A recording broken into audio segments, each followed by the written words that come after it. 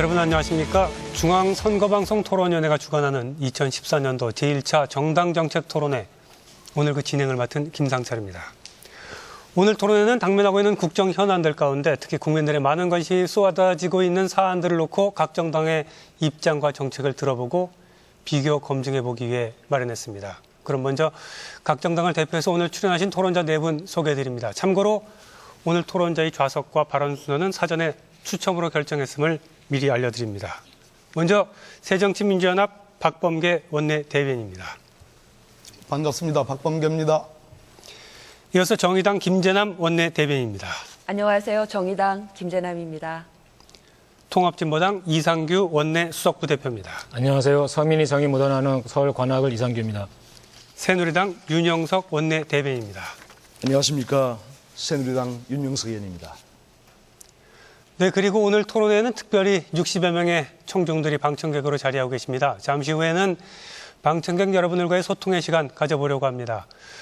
토론회를 지켜보신 소감을 말씀하셔도 되고요. 당부의 말씀을 하셔도 됩니다. 질문도 하셔도 되고요. 잠시 후에 시간을 가질 예정이니까 함께 토론에 집중해서 지켜봐 주셨으면 좋겠습니다. 그럼 오늘 토론 주제와 진행 순서에 대해서 말씀드리겠습니다. 오늘 토론 주제는 좀 무겁습니다. 대한민국 어디로 가야 하나? 라는 주제로요. 세월호 참사 후속 대책과 주변 국가의 외교정책 방향에 대해서 토론을 해보려고 합니다. 오늘 토론의 진행은 사회자가 먼저 공통질문을 드리면 그 공통질문에 대한 각 토론자의 답변을 듣고요. 이어서 자유토론으로 이어지도록 하겠습니다. 특히 오늘 토론회에서는 모든 토론자에게 총 20분의 발언 시간을 드립니다. 주제별로 시간을 안배해서 발언을 해주시면 되겠습니다. 효율적인 진행을 위해서 자유토론에서는 사회자가 조금 개입을 하겠습니다. 발언 순서나 시간 등을 조정할 수 있다는 점 미리 말씀드리고요. 바로 토론 시작하도록 하겠습니다. 첫 번째 토론 주제는 이미 말씀드린 것처럼 세월호 참사 후속 대책입니다. 먼저 사회자 공통 질문을 드리겠습니다. 세월호 사고를 계기로 해서 정부는 국가안전처 신설을 포함한 정부 조직 개편, 공직자의 부정부패를 방지하기 위한 공직자윤리법 개정 등을 대책으로 제시했습니다. 각 당 모두 국가 시스템의 전면적인 개편, 국가 운영체계의 개혁에는 동의하고 있지만 그 구체적인 개혁의 대상이나 방법에 대해서는 차이를 보이고 있는 것으로 알고 있습니다. 먼저 각 당의 입장을 간략하게 들어보도록 하겠습니다. 답변은 2분 이내로 하시면 되겠습니다. 먼저 새정치민주연합 박범계 의원께서 시작해 주시겠습니다. 네. 세월호 참사가 4월 16일 날 일어났습니다. 4월 16일 이전의 대한민국과 국가, 이후의 대한민국은 분명히 달라져야 합니다. 박근혜 대통령은 5월 19일 대국민 담화에서 자신의 책임을 인정했습니다. 그리고 정원 국무총리에 대해서 사표 수리 방침을 천명했습니다. 그러나 정원 총리는 돌아왔습니다. 책임은 온데간데 없습니다. 박근혜 대통령께서 진단하신 세월호의 책임은 정부 조직 개편과 공무원의 부정부패였습니다. 이 진단이 과연 옳은 것인가? 대한민국의 부정부패가 만연합니다. 대한민국의 부패지수와 부패인식지수는 전 세계적으로 낮은 순위를 기록하고 있습니다. 그러나 세월호 참사의 원인과 진단을 제대로 규명하지 않고서는 정확한 정부 조직 개편의 방향도 나올 수 없다고 생각합니다. 해경의 해체, 소방방재청의 해체, 이러한 징벌적 해체만이 능사가 아닙니다. 청와대 컨트롤타워 기능이 복원돼야 됩니다. 김장수 안보실장은 청와대는 재난 컨트롤타워가 아니라고 했습니다. 국민들은 동의하지 않습니다. 이번에 해경과 청와대 안보실 간의 통화에서 적나라하게 드러났듯이 청와대 안보실은 컨트롤타워 기능을 했습니다. 말이 안 되는 지휘였지만 대통령의 지시사항 2개를 전달했습니다. 대통령은 5시간 동안 오판을 했습니다. 대통령을 오판으로 이끈 그 보고체계와 지휘체계에 대해서 엄정한 책임을 물어야 됩니다.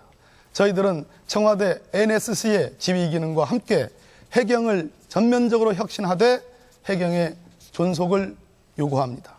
마찬가지로 소방방재청의 존속도 요구합니다. 그러나 근본적인 문제는 세월호 참사에 대한 진실한 진실규명, 그 전제 위에서 제대로 대책도 나올 수 있다고 생각합니다. 감사합니다. 네, 이어서 정의당 김재남 의원 말씀하시죠. 세월호 참사로 희생된 분들에게 깊은 애도의 마음을 전합니다. 오늘 세월호 참사 83일째 팽목항에서 아직도 가족 품으로 돌아오지 않은 우리 실종자 가족들께서 애타게 기다리고 계십니다. 깊은 위로의 마음을 전하면서 11명 실종자 모두 하루속히 우리 가족들의 품으로 돌아올 것을 기원드립니다. 세월호 참사는 탐욕스러운 자본, 그리고 부패의 관피와 유착, 그리고 단 한 명의 생명도 구하지 못한 무능한 부끄러운 정부의 민낯이 통째 드러난 문제입니다. 지금 우리 국민은 이 총체적인 부실 앞에서 국가란 무엇인가 의문을 던지고 있습니다. 정부는 그동안 국민의 생명과 안전보다는 규제 완화를 내세우면서 기업의 이윤에 우선했습니다. 우리 아이들의 생명을 구하지 못하고 대통령 그리고 장관의 의전에 앞장섰습니다. 이제 대한민국은 바뀌어야 합니다. 국민의 생명과 안전을 우선하고 그리고 우리 아이들이 정말 안전한 사회로 대전환을 요구하는 때입니다. 무엇보다도 대한민국이 안전사회로 대전환을 하기 위해서는 세월호 침몰 참사의 원인, 성역 없는 철저한 진상규명 이루어져야 됩니다. 그리고 우리가 어디로 나아가야 될지 안전한 사회에 대한 밑그림을 만들어 가야 됩니다. 더 나아가서는 대통령의 불통 일방 독주식 국정운영 시스템 전면적으로 바뀌어야 됩니다. 대통령께서는 지난 해경 해체를 툭 던지셨습니다.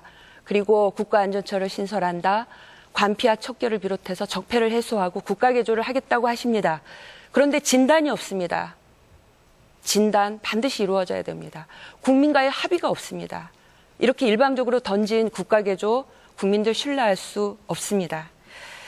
남 탓하는 대통령, 그리고 도로앉은 국무총리, 그리고 책임 회피에만 급급한 장관들 바꾸지 않고서는 대한민국 바뀌지 않습니다. 관피와 척결해야 됩니다. 더 나아가서는 이 인사 창극을 만들고 있는 대통령의 낡은 인사 이제 내려놓으셔야 됩니다. 진정으로 국민들의 공복으로서 국민들께 헌신하고 희생할 수 있는 아주 유능한 그런 인재를 등용해서 전면적인 안전사회로의 국정운영 시스템을 책임질 수 있는 대한민국 만드는 길 저희 정의당이 함께하겠습니다. 네, 아까도 말씀드렸지만 토론자에게는 총 20분의 발언 시간이 주어집니다. 발언 시간을 되도록이면 안배해서 발언하시는 게 좋겠습니다. 통합진보당 이상규 의원께서 계속해서 말씀해 주시죠. 지금 사실 속이 좀 답답한데요. 저희가 이 자리에서 지금 후속 대책을 국가개혁, 시스템 개조 이런 얘기를 해야 될까 하는 생각이 듭니다. 지금 태풍 때문에 진도 팽목항에서는 수색이 중단되어 있습니다. 11분의 실종자 가족들은 애타게 바다만을 쳐다보고 있습니다. 해군 장교라고 하는 사람은 웬만큼 다 찾아봤다며 유실 가능성도 생각해봐라 이런 발언을 해서 실종자 가족들 가슴을 후벼 팠습니다. 도대체 이게 뭡니까? 후속 대책이 필요한 게 아니라 지금 우리가 해야 될 것은 11분 한 명도 빠지지 않고 살려내지는 못할 망정 찾아는 줘야죠. 도대체 이게 뭡니까? 그 가족들의 쓰린 마음 도대체 누가 알아줄 겁니까? 저는 국회의원 전원 다 팽목항에 내려가서 실종자 가족들 앞에 석고 대제해야 된다고 봅니다. 전원 수습, 조기 수습을 위해서 필요하다면 국회에서 결의라도 해야죠. 이런 거 놔두고 도대체 뭘 따진다는 말입니까? 국민 한 사람이라도 아파하고 울고 힘들어하면 그 자리에 달려가는 것이 저는 정부가 해야 될 일, 정치권이 해야 될 일이라고 생각합니다. 오늘 토론도 후속 대책보다 정치권이 합의를 해서 조기 수습, 전원 수습의 마음을 모아나가는 그런 자리가 되었으면 하는 바람입니다. 네, 이어서 새누리당 윤영석 의원 말씀하시겠습니다. 예. 먼저 세월호 참사로 인해서 돌아가신 분들과 유가족 여러분, 그리고 아직도 가족이 품으로 들어오지 못한 11분의 실종자 여러분과 또 가족들, 그리고 국민 여러분께 깊은 사죄의 말씀을 드립니다. 아울러 삼가 돌아가신 분들의 명복을 빕니다. 저희 새누리당은 통일한 반성과 참여하는 마음으로 사태를 수습하고 철저한 진상규명을 통해서 책임자를 처벌하고 또한 앞으로 이러한 일이 다시는 발생하지 않도록 재발방지 대책을 세워나가겠습니다. 아울러서 그동안의 경제성장 과정에서 쌓인 적폐들을 청산하고 또 정치개혁과 정부개혁을 통해서 국가 대개조를 선도해서 앞장서서 추진하겠습니다. 그리고 마지막 한 분의 실종자가 가족의 품으로 돌아올 때까지 구조작업에 최선을 다하고 그리고 희생자들에 대한 적절한 또 충분한 그런 보상과 함께 의사자 선정 과정에서도 야당과 협의해서 적절한 대안을 마련하도록 하겠습니다. 저희들이 이러한 조치를 취한다고 해서 유가족 여러분들의 슬픔이 어찌 위안을 받을 수 있겠습니까? 큰 책임을 통감하고 있습니다.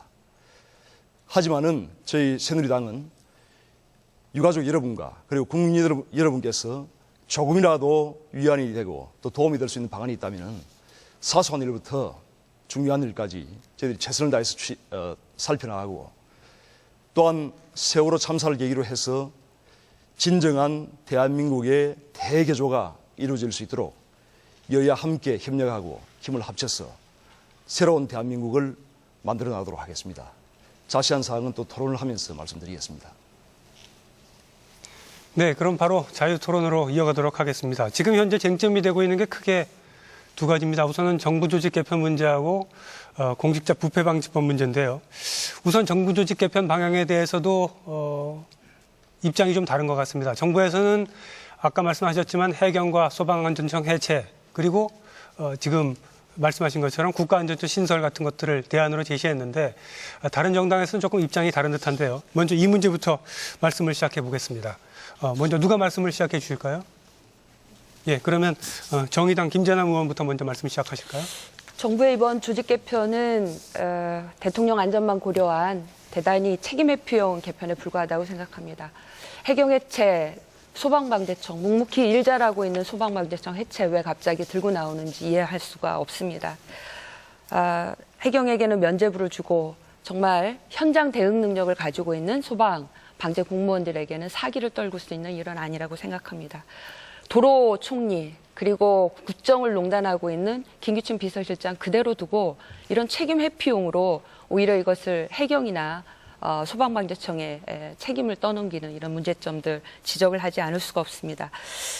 정의당은 그래서 해경을 혁신하는 거 당연히 해야 되고요. 오히려 소방방재청은 현장 대응 능력을 훨씬 더 강화하는 독립외청으로서 재난 대응 관리를 일원화해서 책임질 수 있도록 하는 그런 지휘 체계로 만드는 게 무엇보다 중요하다고 생각합니다. 소방 공무원들 굉장히 처우가 약화되어 있습니다. 그리고 소방 관련한 여러 가지 장비들 노후되어 있습니다. 국가보조금 1.8%에 불과합니다. 이런 거 그대로 둔 채 국가안전처 신설, 총리가 책임을 진다고 하는데요. 현재처럼 총리도 할 수 없는 내각을 책임지지 못하는 이런 국정 운영 난맥상에서 과연 총리가 책임지는 국가안전처 그야말로 옥상옥 조직에 저는 불과하다고 생각합니다.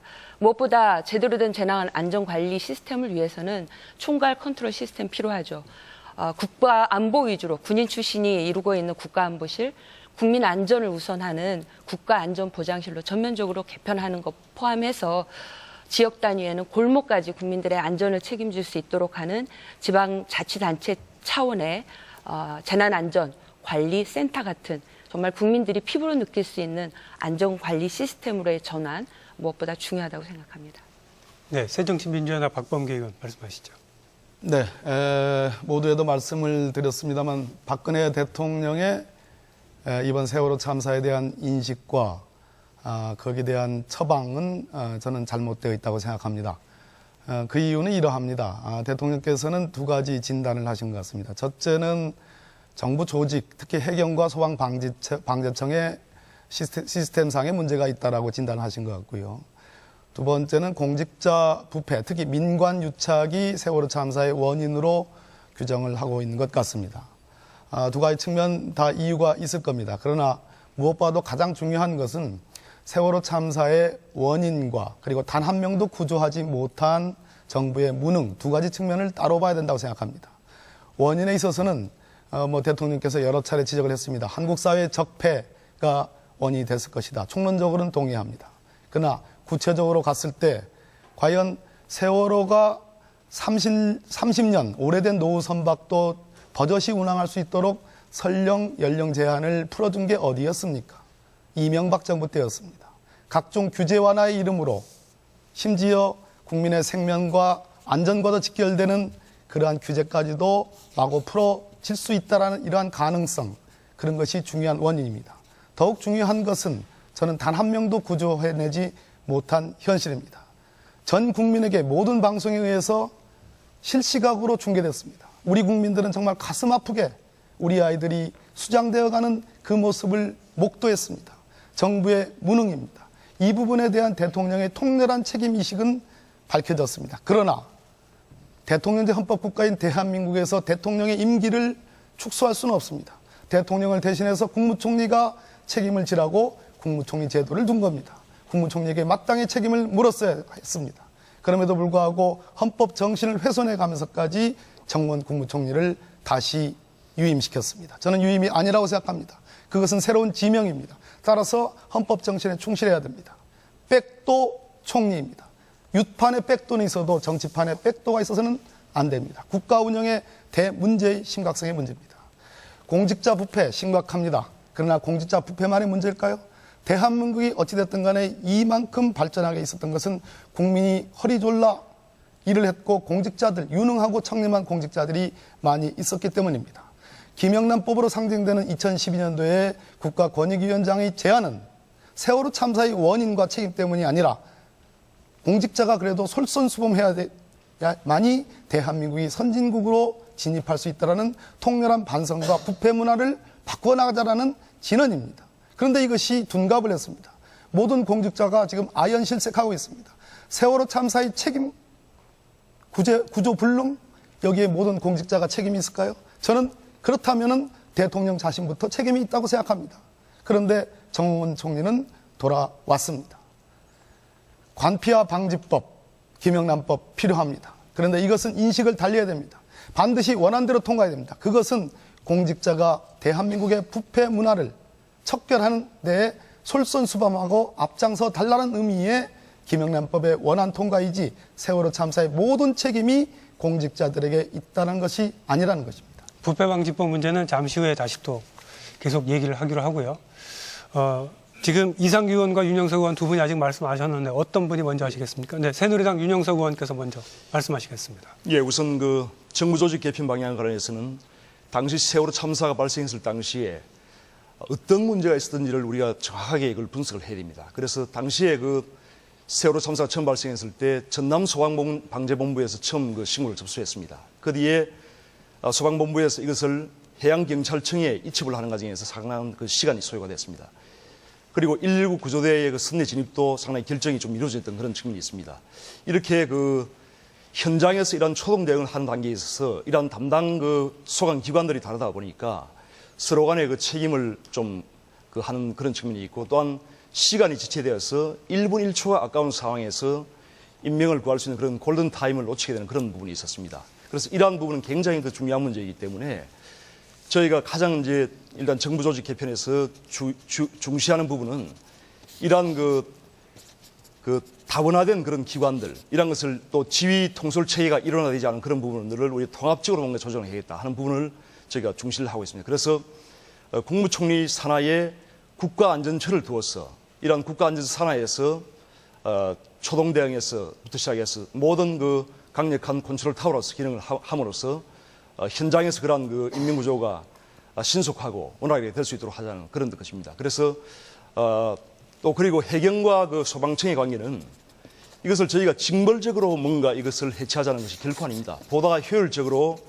정부 기능을 효과적으로 뭔가 국민의 안전을 도모하고 또한 재난 안전을 도모하기 위해서는 효과적인 정부 체제가 필요합니다. 그런 차원에서 해경과 소방청이 그동안에는 외청으로 있다 보니까 이 장관들의 그런 지휘 통솔 체계가 명확치 않고 좀 이원화되는 그런 좀 일사불란하지 않은 그런 측면이 있고 현장에서는 그런 재난이 발생할 때는 굉장히 그 상황이 시급하기 때문에 이러한 것이 일사불란하게 움직이게 됩니다. 그렇다 보니 그래서 저희가 국가안전처 속에 이러한 해경과 소방방재청을 발전적으로 해체하고 이 속에 국가안전처 속에 그 소방, 그 해양경찰청과 소방방지청의 그런 기능을 통합해서 앞으로 일원화해서 그런 것을 하자는 것입니다.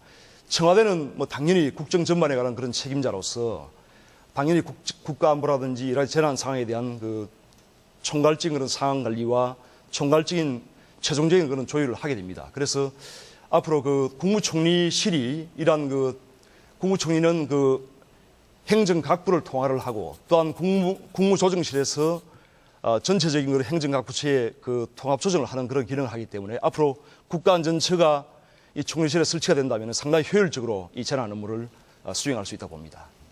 네, 이어서 통합진보당 이상규 의원 말씀하시겠습니다.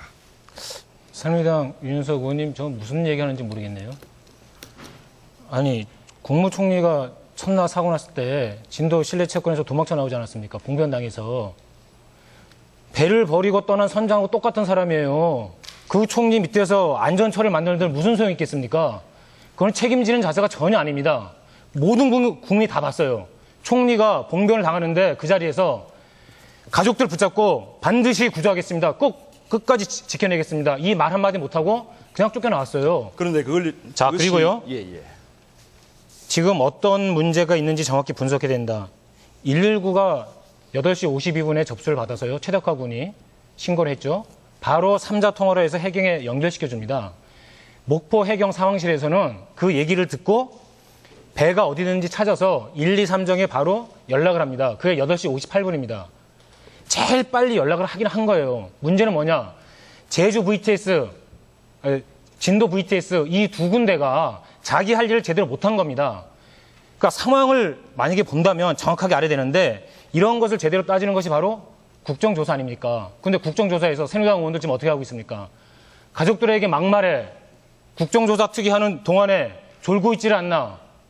아니, 분명히 아까 유영석 의원님께서 통렬한 반성, 가족들에게 위안되는 그런 방안을 최선을 다해서 만들어내겠다.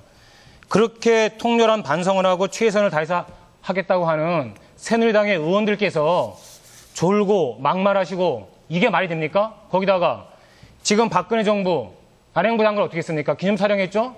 교육부 장관 체육관에서 라면 쳐드셨죠? 도대체 이게 뭡니까? 지금요 말로 하지 말라는 겁니다. 행동을 하셔야죠. 행동은 다른 게 아닙니다. 두 가지입니다. 국정조사부터 똑바로 하십시오. 두 번째, 지금 파행되고 있죠. 국정조사. 파행되고 있어요. 이 방송이 나가고 있는 MBC도 오늘 기간보에 불참을 통보했다고 합니다. 이게 말이 됩니까? MBC는 무슨 통뼈입니까?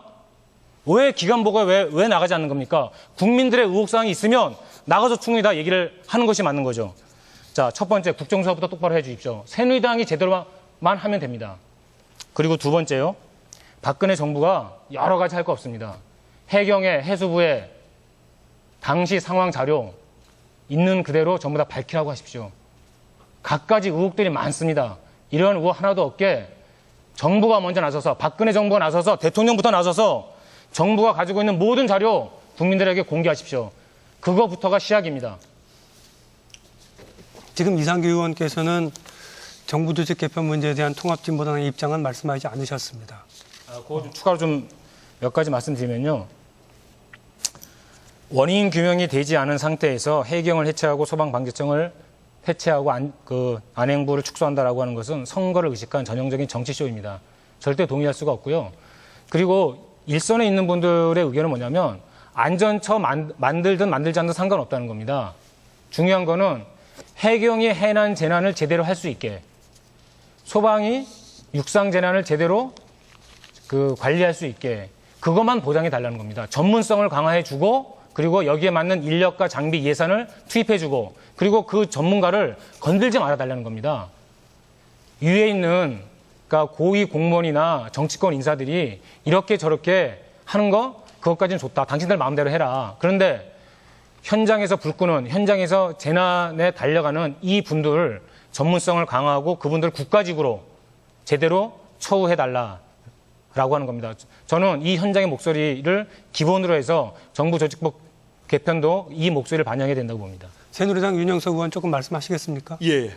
방금 이상규 의원께서 이러한 말씀을 하셨는데, 물론 잘못된 부분도 있습니다만은, 이러한 것이 이제 저희가 국정조사 문제만 하더라도 한두 개가 아니에요. 지금도 계속되고 있어요. 문제만 하더라도 일단 윤영석 의원 이것이 말씀하실 때는 조금 당연히 들어주시면 여야 간에 좋겠습니다. 뭔가 합의가 되고 그 합의된 안에서 이 움직여야 되는 그런 상황이 있습니다. 그래서 그런 상황이 지금 좀 그렇지 못하다 보니까 이제 그런 상황이 생기는 것이고 앞으로 그 소방청의 그런 그 아까 지적을 하셨는데 그런 부분도 소방 공무원들의 그런 공로나 이런 부분은 저희가 분명히 인정을 하고 있습니다. 하지만 이것을 징벌적으로 뭔가 이걸 잘못했기 때문에 해체를 하는 것이 아니고 정부 조직을 어떻게 하면 효과적으로 운영할 것이라는 그런 차원에서 보는 것이고 당연히 저희가 이 소방청이나 이런 해경을 국가안전처 속으로 통합적으로 저희가 다시 통폐합을 해서 다시 수용을 하는 것입니다. 하는 것이기 때문에 앞으로 그런 부분에 대해서 좀 오해가 없으시기 바랍니다. 소방방자청 해체를 대통령께서 발표하실 때 사전에 소방 공무원들하고 한 번에도 얘기해 보신 적 있어요?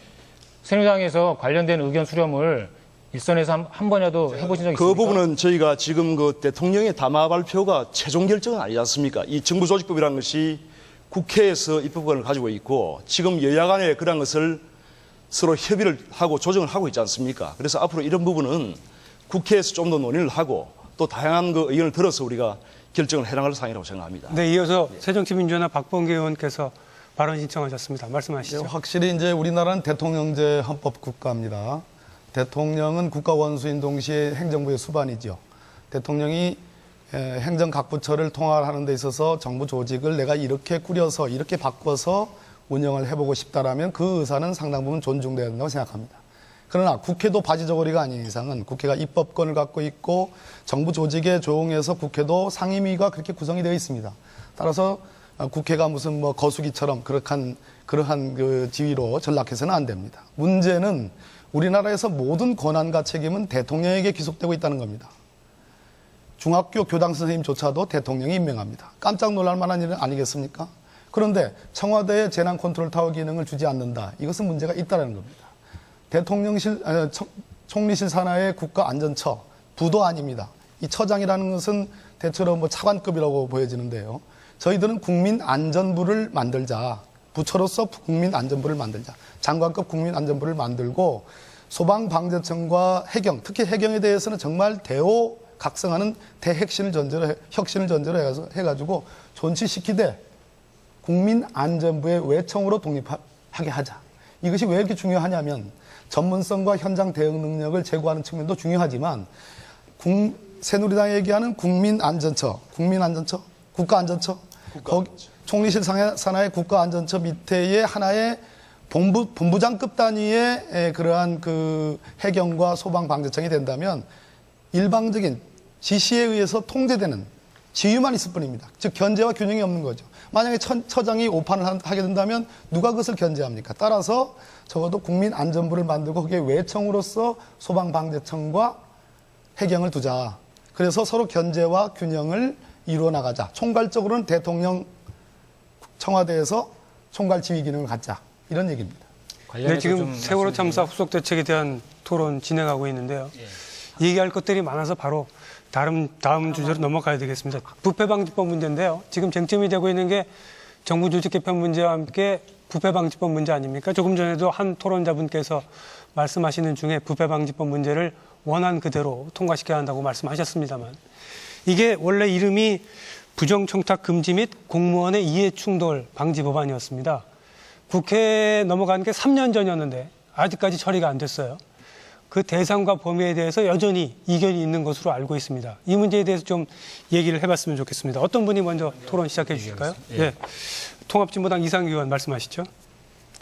좀 전에 마무리하지 못한 발언 맞이하겠습니다. 이게 유대현 의원이 국회 입법조사처에 문의를 해서 이번 정부조직법 개편안에 대한 국회의 의견을 물어온 겁니다. 여기에 의하면 안전처는 법안 제출 권한조차 없습니다. 그렇기 때문에 제대로 재난안전 컨트롤 타워의 역할을 할 수 없다라고 하는 것이 입법조사처에서도 의견을 밝혀온 바가 있습니다. 전 이런 부분을 새누리당과 박근혜 정부가 잘 직시해서 의견 수렴을 좀 더 많이 했으면 좋겠다 말씀드리고요. 김영란법에 관련한 이야기를 드리면 왜 김영란법이 통과되지 않느냐. 그건 당연하죠. 국회의원들이 일 열심히 안 하기 때문입니다. 그 법이 통과되면 자신들도 문제가 생길까 봐 지금 전전긍긍하고 있다. 이렇게밖에 얘기할 수가 없습니다. 이것은요. 고위공직자 비리수사처가 신설되지 않는 것과 똑같은 것입니다. 역대 선거 때마다 어떤 후보든지 어떤 정당이든지 사법개혁하겠다, 검찰개혁하겠다, 그리고 고위공직자 비리 엄단하겠다 이야기를 하지만 정작 그것을 제대로 할 수 있는 고위공직자 비리수사처는 절대로 도입을 안 하고 있습니다. 상설특검마저도 사실 겨우 누더기가 된 채로 통과가 된 그런 실정인 거죠. 따라서 김영란법의 경우는 이번 세월호 참사를 계기로 해서 이번만큼은 반드시 통과를 시켜야 됩니다. 원안을 기본으로 하되 여기에 몇 가지 유연적 논란이 있습니다. 가족까지 포함이 된다고 했을 때 연자제라거나 그다음에 국민들의 청원권 이런 부분에 대한 몇 가지 유연 논란이 있기 때문에 그런 부분의 정도만 양만 좀 손질을 해서 곧바로 김영란법은 통과가 돼야 된다고 보고요. 이것을 보다 제대로 하려면 김영란법뿐만 아니라 안행부에서 관리하고 있는 공직자윤리법 그리고 국민권익위에서 관리하고 있는 부패방지법 이 세 가지 법을 오히려 하나로 일원화시켜서 강력하게 부패 방지 그리고 이해충돌 방지를 위한 이런 기본 설계를 해야 되지 않을까 생각을 합니다. 누가 또 다음에 발언하시겠습니까? 정의당 김재남 의원이 네, 한동안 발언에 참여를 말씀드리겠습니다. 못하셨는데 이제 좀 말씀하시겠습니까? 우리 사회 세월호 참사의 원인이지요. 공직자 부패 비리가 우리 사회에 너무나 만연해 있습니다. 김영란법은 공직사회 이런 부패 비리를 정말 확 뜯어 고치자, 확 뿌리 뽑자고 하는 게 김영란법의 취지입니다. 그렇기 때문에 그동안 저희 정의당은 이거는 원안 통과가 돼야 된다 이렇게 하고 있는데 박근혜 대통령께서도 새누리당 의원들은 최근에 이 김영란법을 가지고 헛말들을 하고 계시고 굉장히 법안을 오도를 하고 계시면서 마치 이 김영란법이 통과되면 국민의 3분의 1이 다 수사를 받고 뭐 선물도 주고받을 수 없는 것처럼 굉장히 폄훼를 하고 있습니다. 그렇지 않습니다. 저는 박근혜 대통령 새누리당 의원들께 김영란법 오염시키지 말라.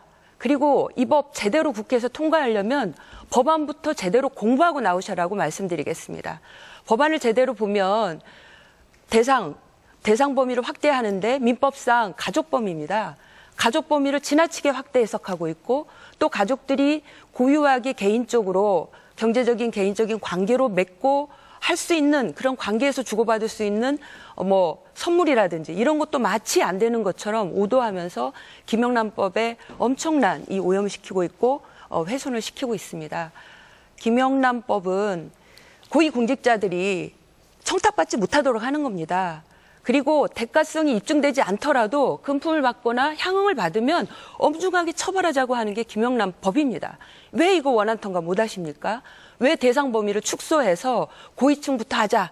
그리고 김영란법 오염시키고 저는 있을 수 없다고 생각합니다. 이번 6월 국회에서 반드시 통과될 수 있도록 새누리당 의원 그리고 박근혜 대통령께서는 적극적으로 협력하셔야 되고요.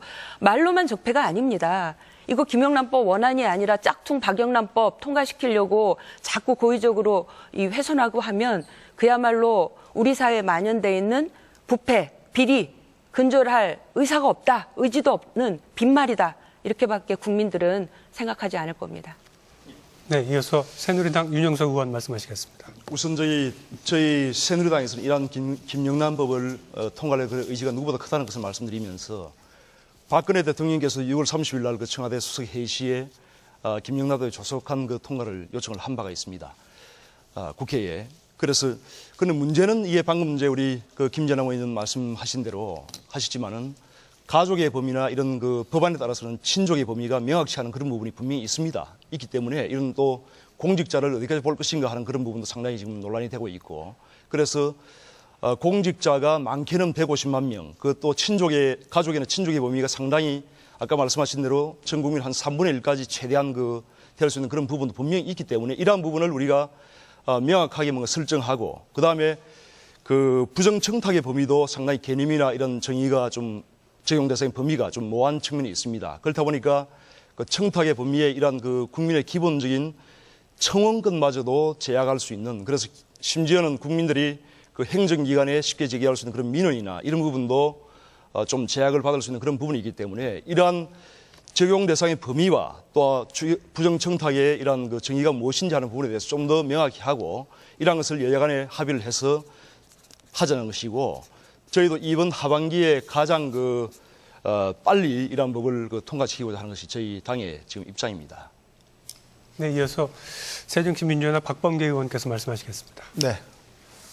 김영란법은 제가 모두에도 말씀드렸듯이 2012년도에 국민권익위원장을 하던 김영란 전 대법관이 국민권익위원회의 안으로서 원안을 제시했습니다. 그러나 국회와 정부가 이 부분에 대해서 원안 통과에 대해서 소홀히 했습니다. 그래서 2013년도에 총리실이 주도해서 소위 정부안이라는 수정안이 제출이 됐고 현재 국회 정무위원회 법안심사 소위에 지금 계류 중입니다. 이렇게 묻혀져 가던 김영란법이 박근혜 대통령께서 5월 19일 날 대국민 담화를 하면서 세월호 참사의 책임으로 공직자 부패를 말씀을 하셨습니다. 제가 모두에도 말씀드렸습니다. 모두가 책임이 있고 그 정점에 대통령이 계신다고 말씀드렸습니다. 김영란 권익위원장의 김영란법의 제시 이유는 세월호 참사하고는 무관합니다. 공직자가 선도해서 대한민국에 만연한 부패 문화를 막자는 것입니다. 그래야지만이 선진국에 들어갈 수 있다는 것입니다.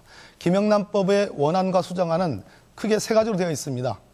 즉 부정청탁을 금지하고 금품 수수를 금지하고 이해 충돌을 막자는 것입니다. 이 세 가지 부분이 있는데 부정청탁의 부분은 공무원이 부정한 청탁을 받아가지고 법령에 위배되는 행위를 하면 그건 당연히 처벌이 대상이 됩니다. 그는 누구도 이런 여지가 없습니다. 문제는 그 다음 그 법령에 위배되는 행위뿐만 아니라 권한을 남용하여 부당한 행위를 했을 경우 이 경우의 추상성입니다. 이 부분은 손을 봐야 될 것으로 생각됩니다. 두 번째는 금품 수수 부분입니다. 원안과 수정안이 다 금품 수수를 방지하는데 원안은 한 번에 100만 원 이상, 연간 500만 원 이상 받으면 소위 과거부터 있었던 대가성과 직무 관련성이 없어도 처벌됩니다. 그런데 수정안은 직무 관련성을 요하도록 되고 있습니다. 저는 적어도 원안에 충실해야 된다고 생각합니다. 적어도 대가성과 직무 관련성과 관계없이 한 건에 100만 원 이상이면 굉장히 큰 돈입니다. 우리나라 공직자들 그렇게 부패해 있지 않습니다. 이것은 맘먹고 나쁜 짓 하려고 하는 사람들에게만 있는 것이기 때문에 이 부분은 막아야 된다고 생각합니다. 원안에 충실할 필요가 있다. 나머지는 과태료 부분입니다. 마지막으로는 이해 충돌을 회피해야 되는 것입니다. 예를 들어서 제가 모 부처에 산업은행과 같은 공기업의 무슨 여신심사 과장이라고 생각을 해봅시다. 그런데 제가 여신심사 과장으로 제가 대출을 받는 산업은행으로부터 대출을 받는데 제가 관여하면 되겠습니까? 당연히 회피해야 됩니다. 마찬가지로 제 아내나 제 형제자매가 제가 여신과장으로 있다는 이유만으로 대출을 요구할 때 제가 그 사건을 다루면 되겠습니까? 당연히 비과장에게 넘겨야 됩니다. 이것이 이해충돌 방지의 문제입니다. 따라서 결론적으로 김영란법은 한국 사회의 부패 문화를 혁신할 수 있는 획기적인 법안이면 틀림없습니다. 지금 마지막으로 가족의 문제를 얘기하고 있습니다. 김영란법 원안이든 수정안이든 큰 차이가 없습니다. 가족은 민법상의 가족의 개념입니다. 당사자 본인과 배우자와 직계 혈족과 형제 자매와 생계를 같이 하는 인척입니다. 따라서 지금 새누리당 일각에서 얘기하는 1,400만 명 내지 1,800만 명이 국민의 3분의 1이 적용 대상이 된다는 것은 과도한 측량입니다. 과도한 계측입니다. 그것은 말이 되지 않습니다.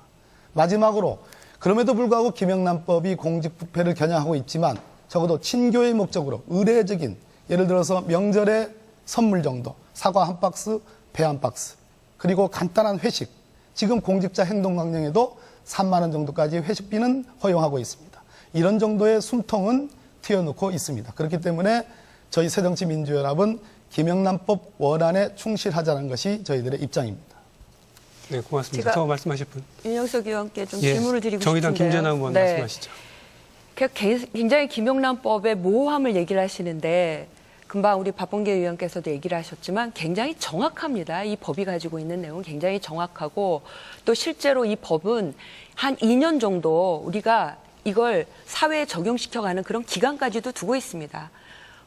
풍토, 문화, 깊이 뿌리 박혀 있는 이 부패 비리를 뿌리 뽑기 위한 그런 법입니다. 근데 제가 새누리당에 질문을 드리고 싶은 것은 공직자가 대가성을 입증을 못합니다. 근데 뇌물을 받았습니다. 근데 그 대가성을 입증하지 못하면 처벌할 수 없습니까? 어떻게 생각하십니까? 예, 우선 김영란법의 취지, 원안의 취지에 대해서는 저도 전적으로 동감을 합니다. 그리고 부정부패를 해소하는 것이 국민적인 여망이기 때문에 저희들도 그래서 이 법을 빨리 통과시켜야 된다는 것이 입장이고 원칙입니다. 하지만은 그 적용 대상이나 이러한 그 부정청탁의 법이라든지 이러한 정의가 분명히 모호한 측면이 분명히 있습니다. 지금 현재 공직자나 중공직자를 어디까지 포함시킬 것인지도 사실상 지금 법안에 따라서는 상당히 좀 그 다른 점이 있고, 또한 가족이나 친족까지 포함을 시키자는 그런 법안도 지금 있습니다. 그래서 적게는 500만부터 많게는 1,800만까지 그런 범위가 나오는데요. 그래서 이러한 부분을 저희가 반대를 하는 것이 절대 아닙니다. 반대를 하는 것이 아니고, 이러한 부분을 보다 명확히 해서 그 수백만 명의 국민들이 그 관계되는 그런 법률이기 때문에 보다 법의 명확성을 두어서 법적인 안정성을 꾀하자, 그런 것이고, 저희들도 이 법이 빨리 통과되어서 그 원안의 취지가 반영될 수 있기를 바라는 것이 저희 당의 입장입니다. 네.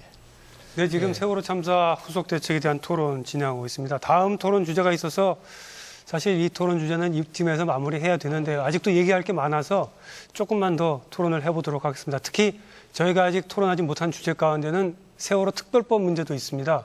세월호 참사 진상규명, 이미 여러 번 얘기가 나왔습니다만 시급한 진상규명도 해야 되고요. 또 보상 문제도 있습니다. 이런 문제 포함해서 세월호 참사 후속 대책과 관련해서 아직 못다 하신 말씀을 한 1분 정도씩만 하시는 걸로 하고 다음 주제로 넘어가도록 하겠습니다. 먼저 통합진보당 이상기 의원께서 먼저 1분 정도만 말씀해 주시죠.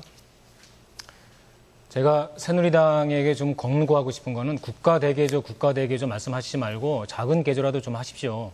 김영란법에 대해서 모호하다고 이야기하는 새누리당의 태도가 모호합니다. 그거부터 좀 고치시기를 바라고요.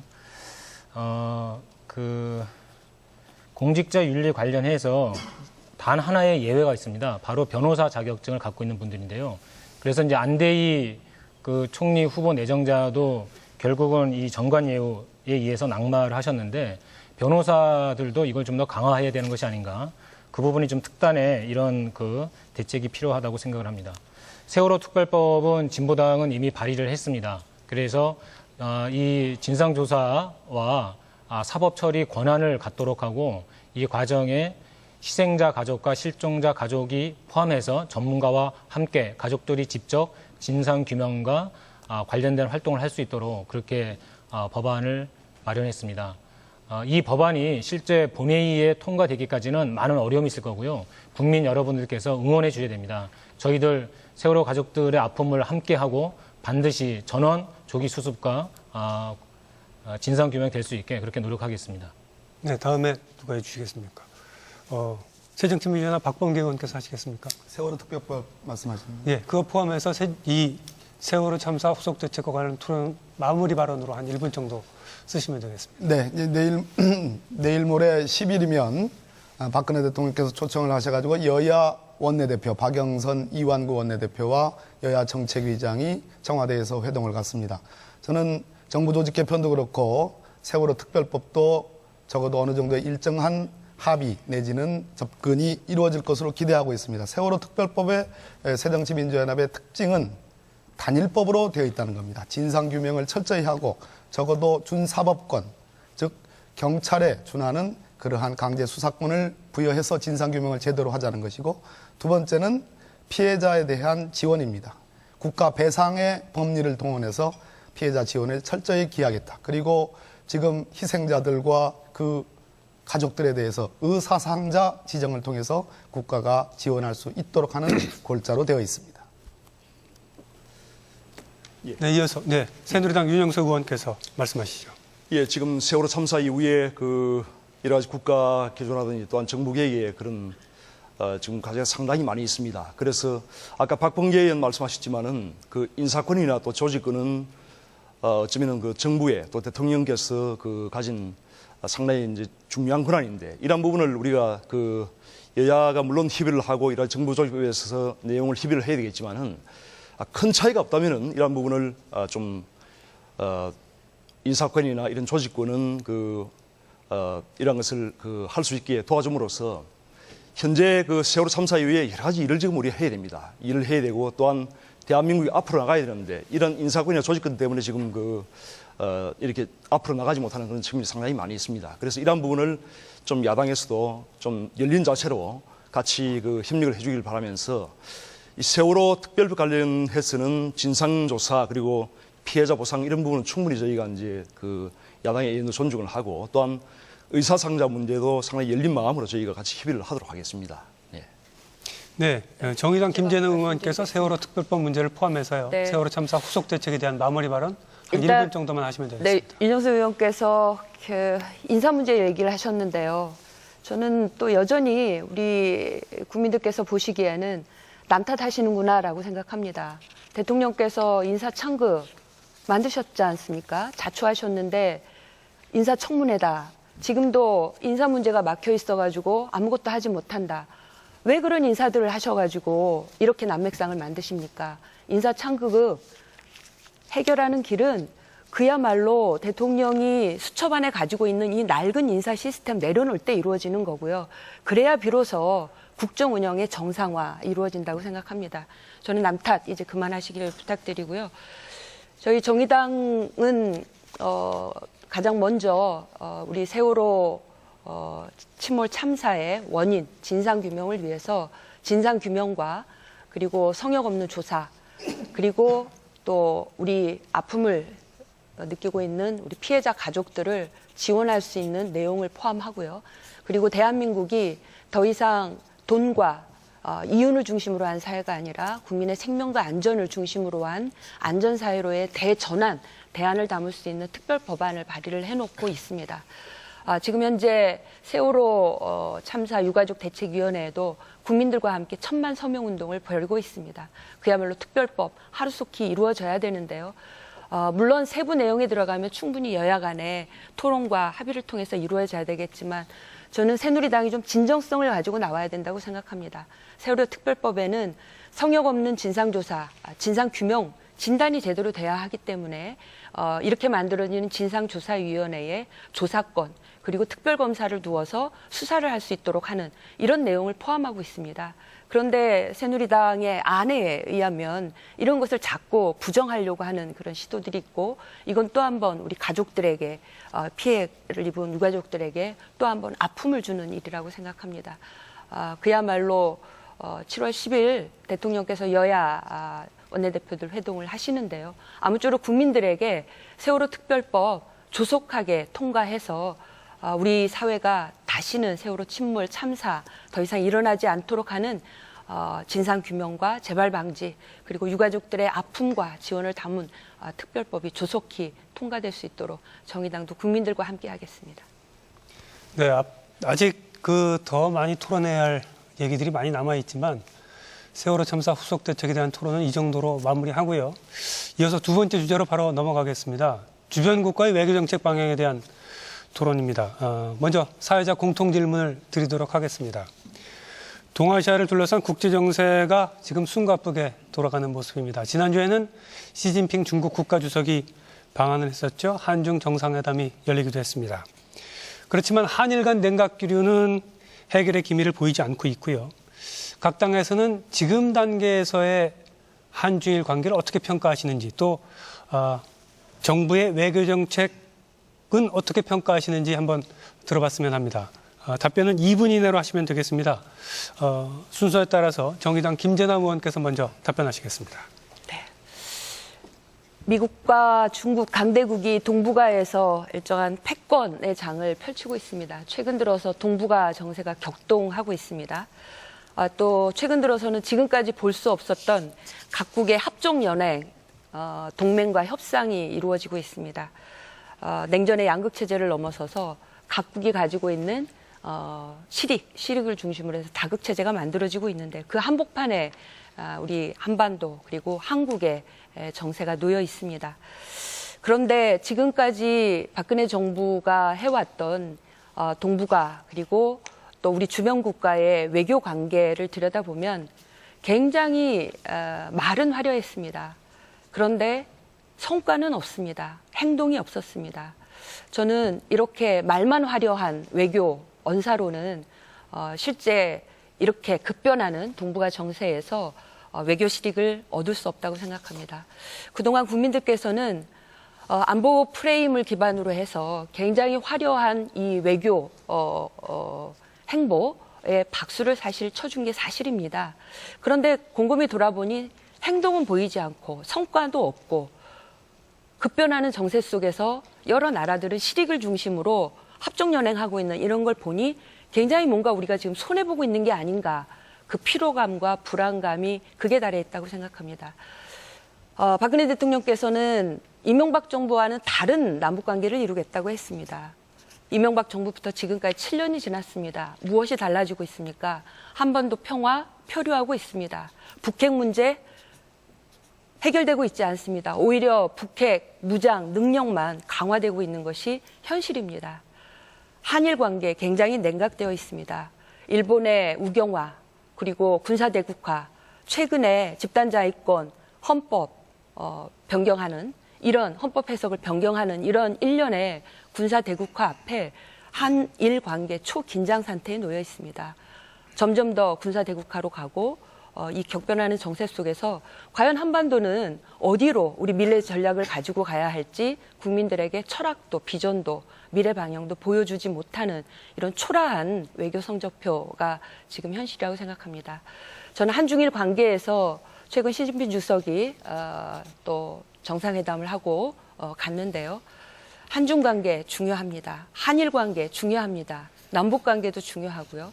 이런 동북아 관계에 있어서 어떤 한쪽으로 치우쳐서 미국과의 관계에 있어서는 한미일 군사협력을 중심으로 하는 한미일 동맹을 요구받고 있고 또 한중 간의 관계에 있어서는 또 중국하고의 경제협력 또 중국의 그 어떤 경제적으로 치우치는 이런 어떤 면들 패러독스 이런 상황에 놓여 있습니다. 양자택일의 상황을 만들 것이 아니라 정말 분명하게 한반도 평화 그리고 동북아 평화라고 하는 변하지 않는 그런 원칙과 입장을 가지고 견인자 역할, 균형자 역할을 해야 되는 게 어느 때보다 대단히 중요한 때라고 생각합니다. 저는 이 문제를 푸는 데 있어서 가장 무엇보다 처음으로 이렇게 중요하게 해야 할 일은 지금 대립과 반목 계속되고 있는 남북관계를 어떻게 풀 거냐. 북핵 해법의 길이기도 하고요. 또 급변하는 정세 속에서 우리 한국이 동북아 평화의 견인자, 더 나아가서는 다자간 공동의 어떤 번영의 이걸 끌어가는 그런 위치에 있어서 남북 문제를 해결하는 게 무엇보다 중요하다고 생각합니다. 더 이상 대결 국면으로 북핵 문제 해결할 수 없고 대화의 협력을 통해서 남북 관계를 풀어갔을 때 저는 이 막혀 있는 또 육자회담을 다시 열어갈 수 있는 선순환의 고리에 우리가 있다 이렇게 보고 있습니다. 네, 이어서 통합진보당 이상기 의원 말씀하시죠. 한반도 주변 정세가 급변하고 있습니다. 중국의 시진핑 주석이 이례적으로 한국을 먼저 찾아와서 정상회담을 했고요. 이거는 한편으로 상당히 좋은 징조지만 또 다른 어떤 도전이 될 수도 있습니다. 첫 번째 봐야 될 것은 일본의 움직임입니다. 지금 군국주의가 급속도로 진행이 되고 있고 집단적 자위권을 이미 부활을 해놓았습니다. 한미일 이 군사훈련 과정에서 일본군의 이 참관도 지금 계속 이루어지고 있는 상황이고요. 역사 왜곡 뭐 등등은 말할 것도 없는 정도죠. 근데 일본의 이런 군국주의화에 지난 그 남수단 파병 부대가 일본으로부터 실탄 지원을 받음으로 해서 이 집단적 자위권에 날개를 달아줬다고 하는 것, 한국 외교의 망신살이 아닐 수가 없습니다. 그 다음에 미국인데요. 미국은 급부상하고 있는 중국을 견제하기 위해서 일본과 손잡고 한미일 군사동맹을 더욱 강화시키려고 하고 있습니다. 미사일 방어 체제에 한국을 적극 편입시키려고 하고 있고요. 여기에 맞대응해서 중국은 지난 5월 상하이에서 아시아 교류 및 신뢰 구축 회의에서 이 회의를 다자간 안보 협력 기구로 만들자라고 제안을 했습니다. 결국 미국과 중국의 이 안보 팽창이 정확하게 한반도에서 충돌하고 있는 것이죠. 이럴 때일수록 대한민국은 자기의 중심을 제대로 잡아야 된다라고 생각을 하고요. 한편으로는 중국과의 적극적인 외교뿐만 아니라 일본에 대해서도 벽만 쌓아서는 안 된다. 일본 내에 평화 헌법을 지키려고 하는 세력 그리고 이 과거사를 반성하는 그런 정치 세력과 적극적으로 연대하는 그런 외교가 저는 능동적 외교가 필요하다고 생각을 합니다. 지금처럼 이렇게 위축되어 있고 갇혀 있어서는 안 된다. 그런데 미국과의 관계, 중국과의 관계 그리고 일본과의 관계 이 모든 것을 풀어나가는 데 있어서 핵심 고리는 바로 남북입니다. 저는 박근혜 대통령이 신뢰 프로세스를 공약으로 내세우고 이것을 실천하려고 하는 것은 아주 좋은 일이라고 생각을 하고요. 전격적으로 남북 정상회담 하십시오. 반전을 한번 이뤄보십시오.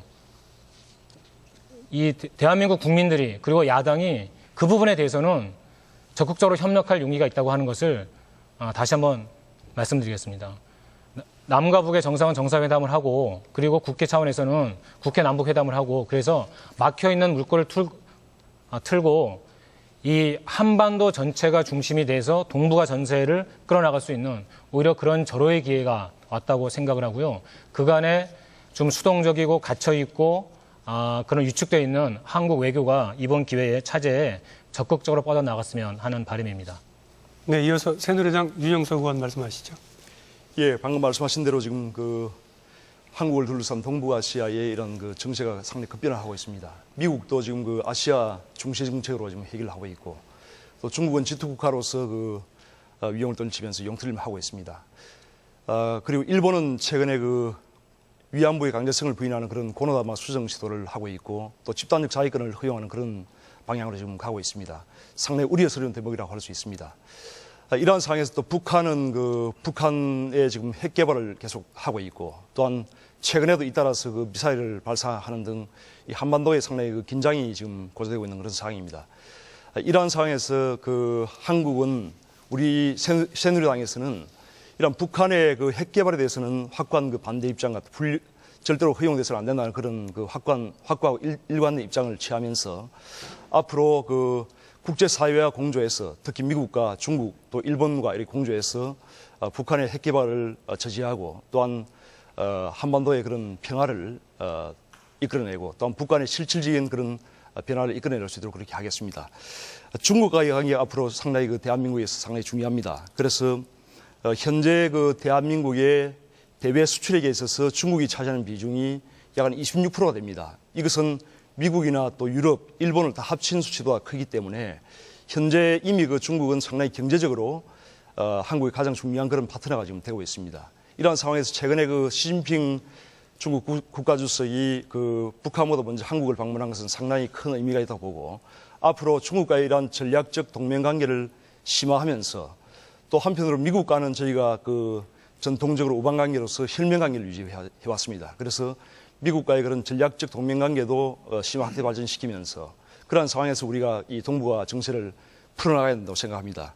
앞으로 저희 새누리당은 이 복잡한 그런 정세들을 대응해서 하나하나 좀 외교적인 그런 전략들을 정부와 함께 검토하고 앞으로 국익을 어떻게 하면 최고로 극대화할 것인지 이런 방향을 같이 추진을 하도록 하겠습니다. 네, 이어서 새정치민주연합 박범계 의원 순서신데요. 지금 보실 수 있는 것처럼 박범계 의원께서는 다른 의원들보다 좀 발언 시간이 조금 남아 있습니다. 조금 짧게 말씀해 주시는 게 좋겠습니다. 짧게 대신 빨리 하겠습니다. 중국의 시진핑 주석이 왔습니다.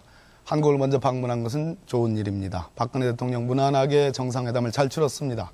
중국은 미국과 함께 G2로 세계 최고의 나라로 발전했습니다. 그것이 변수였습니다. 그런데 우리가 조금 미국에 서운한 부분이 있죠. 일본의 집단적 자위권에 대해서 미국이 동의를 해줬습니다. 서운합니다. 일본의 우경화를 용인하는 것 같습니다. 그것은 아마도 미국으로서 동북아시아에 있어서의 어떤 군사 공백을 일본으로 하여금 역할을 맡기려고 하는 그러한 의도가 아닌가 싶습니다. 그 점은 대단히 우려스럽습니다. 그러나 한미일, 적어도 우리가 일본과 경제적인 협력 관계라든지 그러한 역사적인 문제가 있습니다만은 그런 것을 도외시할 수 없습니다. 한미 동맹관계입니다. 일미 동맹관계입니다. 한미를 중심으로 하는 동북아 군사 전략을 흐트럼없이 해야 될 필요성도 있습니다. 중국은 대단히 중요한 나라입니다. 이미 2,300억 불 이상의 교역량을 갖고 있습니다. 우리 윤영석 의원이 말씀하셨듯이 미국과 일본을 합쳐도 중국보다 못합니다. 중국의 성장이 무섭습니다. 중국은 아마도 아시아 태평양 자유무역지대를 통해서 미국이 구상하고 있는 TPP에 한국을 끼워 넣고 싶어 할 겁니다. 그래서 한중 FTA를 얘기하고 있습니다. 저희 새정치민주연합은 한중 FTA에 원론적으로 찬성하지만 그러나 우리 농어민들, 수산민들을 보호해야 될 제도적 장치가 마련돼야 된다고 생각합니다. 한국이 결론적으로는 참여정부 때 썼던 동북아 균형자론, 남북 간의 상호 신뢰 회복, 대화 우선, 그래야지만이 남북한의 전략적 가치가 상승하고 있습니다. 그것을 적재적소에 잘 써야 된다고 생각합니다. 네, 그럼 바로 자유토론으로 이어가도록 하겠습니다. 처음에 각 토론자에게 모두 20분의 발언 시간을 드린다고 그랬었는데요. 지금 토론자별로 남아있는 시간을 보니까 박범계 의원하고 김계남 의원께서는 6분이 채 남지 않았고요. 또 기상규 의원과 윤영석 의원은 8분이 조금 넘게 남아있습니다. 남아있는 자신의 시간 확인하시고 말씀을 좀 하시는 게 좋지 않을까 싶습니다. 먼저 중국과의 관계부터 살펴보죠. 중국과의 관계하면 지금 여러 번 말씀하셨지만 북한 문제를 빼놓을 수가 없습니다. 결국 한중일 관계도 우리 가장 중요한 고리는 북한 문제를 어떻게 해결할 것인가 하는 건데요. 중국 쪽에서는 아무래도 북한의 핵 문제 해법으로 육자회담 재개를 생각하고 있는 듯합니다. 이 문제에 대한 각 정당은 어떤 입장을 갖고 계신지 들어보겠습니다. 어떤 분께서 먼저 말씀해 주실까요? 네, 새누리당 윤영석 의원께서 먼저 말씀하시겠습니다. 예, 방금 사회자께서 말씀하신 대로 지금 그 북한의 핵 문제를 푸는 과정에서 육자회담이 지금 중단이 되어 있는 상태입니다. 그래서 육자회담을 빨리 재개하는 것이 중요한데 지금 미국에서는 일단 북한의 확실한 핵 개발 억제 조치가 없으면은 이러한 육자회담을 재개하는 것이 좀 반대 입장을 보이고 있고, 중국에서는 최근에 박근혜 대통령께서 지난번에 정상회담 시에 중국 시진핑 국가주석에게 육자회담 재개에 대해서 질문을 했고, 거기에 대해서 시진핑 국가주석도 그런 조건이 된다면은 맞춰보겠다고 화답을 했습니다. 그래서 이러한 저희 새누리당에서는 북핵 문제를 해결하는 것이 상당히 중요한 그런 부분이기 때문에 앞으로 육자회담을 조속한 재개를 지금 바라고 있고, 또 그 전제 조건으로서 북한의 뭔가 확실한 그런 핵 개발에 대한 그런 중단 요구를 북한이 지금 시행을 해야 된다고 저는 생각합니다. 저희들은 생각하고 있습니다. 그래서 앞으로 이러한 북한의 핵 개발에 절대 반대한다는 그런 뭔가 확고한 원칙을 가지고, 또 뭔가 국제적으로 볼 때 육자회담의 그런 재개 속에서 북한의 핵 문제가 뭔가 원만하게 풀릴 수 있도록 저희가 지금 추진하겠습니다. 네, 이어서 통합진보당 이상기 의원 말씀하시겠습니다. 통합진보당은 평화적인 핵은 물론이고 전쟁 수단으로서 핵을 반대를 합니다. 따라서 북한의 핵도 더 이상 개발되지 않아야 할 뿐만 아니라 현재 있는 핵도 빨리 폐기돼야 된다라고 하는 것이 통합진보당의 입장입니다. 문제는 이 북한 핵 문제를 어떻게 다룰 것인가, 이것을 대립과 충돌로 가져갈 것인가, 그렇다면 한반도 전체가 상당히 위험하게 될 것이고 그것은 주변국도 바라지 않는 것입니다. 문제는 평화적 해법을 어떻게 만들어 나갈 것인가인데요. 우크라이나의 경우도 그렇고 그다음에 남아프리카 공화국의 경우도 그렇고 그들이 가지고 있는 핵을 스스로 폐기하거나 또는 폐기하기로 합의한 바가 있습니다. 그리고 주변국에서는 안전을 보장해 주었죠. 이런 방법으로 이미 육자회담에서 동시이행 원칙을 확인한 바가 있습니다. 그 전례를 따라서 주변국에서 북에 대해서 안전 보장을 확인해 주고, 그리고 북은 동시에 핵무기를 폐기해 나가는 이런 방향으로 가야 된다고 생각하고요. 이것을 위해서 현재 군국주의로 치닫고 있는 일본이나 또는 한 발 빼고 있는 러시아를 제외한 미국, 중국, 그리고 남북 이렇게 사자 회담을 통해서 새로운 전기를 마련하는 것이 필요하지 않을까라고 생각합니다. 그리고 이 과정에서 특히 저는 한국이 더욱 주도적 역할을 해야 된다. 박근혜 정부가 전에 대통령께서 이렇게 북을 방북해서 북의 정상과 만난 것처럼 다시 한번 이번에도 결단을 해서 남북 정상회담을 시작해서 이런 물꼬를 터주기를 다시 한번 제안하고 촉구합니다. 네, 이어서 정의당 김재남 의원 말씀하시죠. 이번에 한중 정상회담에서도 공동 양 정상이 천명한 것처럼 한반도 비핵화 그리고 한반도에서 핵무기 개발 반대 입장 천명한 거 당연한 거고요. 모두의 마음이라고 생각합니다. 다만 아쉬운 것은 이렇게 천명으로 끝날 게 아니라 그러면 북핵 문제 어떻게 해결할 건가 해법이 있어야 됩니다. 근데 이번 정상회담에서는 그런 해법 논의가 없었던 것, 특히나 육자회담 재개를 위해서 한중 정상이 어떤 노력을 하자고 하는 얘기가 없었던 건 대단히 아쉬운 점이라고 봅니다. 육자회담 재개되어야 합니다. 굉장히 지금 막혀 있는데요. 문제는 육자회담 재개에 대해서는 새누리당도 얘기를 하고 모두가 얘기를 하는데 육자회담 재개의 조건이 문제입니다. 조건을 너무나 엄격하고 까다롭게 놓으면 누구도 그 자리에 나오지 않게 되는 겁니다. 그러니까 어떤 조건을 만들 거냐, 재개의 조건. 저는 정말 그 북핵 문제 해법에 모두가 이 대결 국면으로 되지 않는다는 거, 제재로 해결되지 않는다는 게 이미 확인된 이상 대화를 통해서 풀 수밖에 없는 게 북핵 문제다. 그렇다면 그 대화의 가장 중요한 신뢰의 단위인 육자회담, 이걸 조속하게 여는 거고 그 여는 조건, 전제를 잘 마련하는 게 중요하다고 생각합니다. 2013년 2월 29일 날 북미 간에 일정하게 합의가 돼 있었던 북미 합의 선언이 있었습니다. 그 당시에 전제로서 북미 간에 북이 비핵화 원칙만 천명하면 그 다음에 어떤 제재를 풀고 하는 어떤 대화의 조건을 만들어가겠다 하는 합의가 있었던 바가 있습니다. 저는 우리 대통령께서 한국 정부가 먼저 육자회담의 선제계를 위해서 정말 전향적으로 조건을 좀 완화해서 비핵화 천명 그리고 동시에 육자회담을 재개해서 우리 또 한국에서는 북에 대해서 식량이나 경협을 재개하는 어떤 이런 그 원칙을 가지고 육자회담을 열 수 있는 조건을 만드는 일에 먼저 우리가 안을 내고 해법을 내는 그런 유능한 좀 외교 전략이 필요하다 이렇게 보겠습니다. 네, 새정치민주연합 박범계 의원 말씀하시겠습니까? 북핵과 육자회담에 대해서 정부의 인식과 새정치민주연합은 거의 같습니다. 동일하다고 보셔도 좋을 것 같습니다. 새정치민주연합은 북한 핵의 완전한 폐기를 요구합니다. 그 효율적인 수단으로 육자회담이 조속히 재개돼야 되고 공유돼야 된다는 인식을 하고 있습니다. 이번에 시진핑 주석과 박근혜 대통령께서 만나서 육자회담의 조속한 재개를 위한 조건 마련에 그러한 의견의 일치를 봤습니다. 무난한 합의고 좋은 합의라고 생각합니다. 문제는 육자회담이 시작되고 나름의 성과를 얻었던 것이 참여정부 때였습니다. 2003년에 육자회담이 시작이 됐습니다. 그리고 2005년 9월 19일 9.19 성명, 육자회담 당사국 모두의 성명으로 북한도 포함됩니다.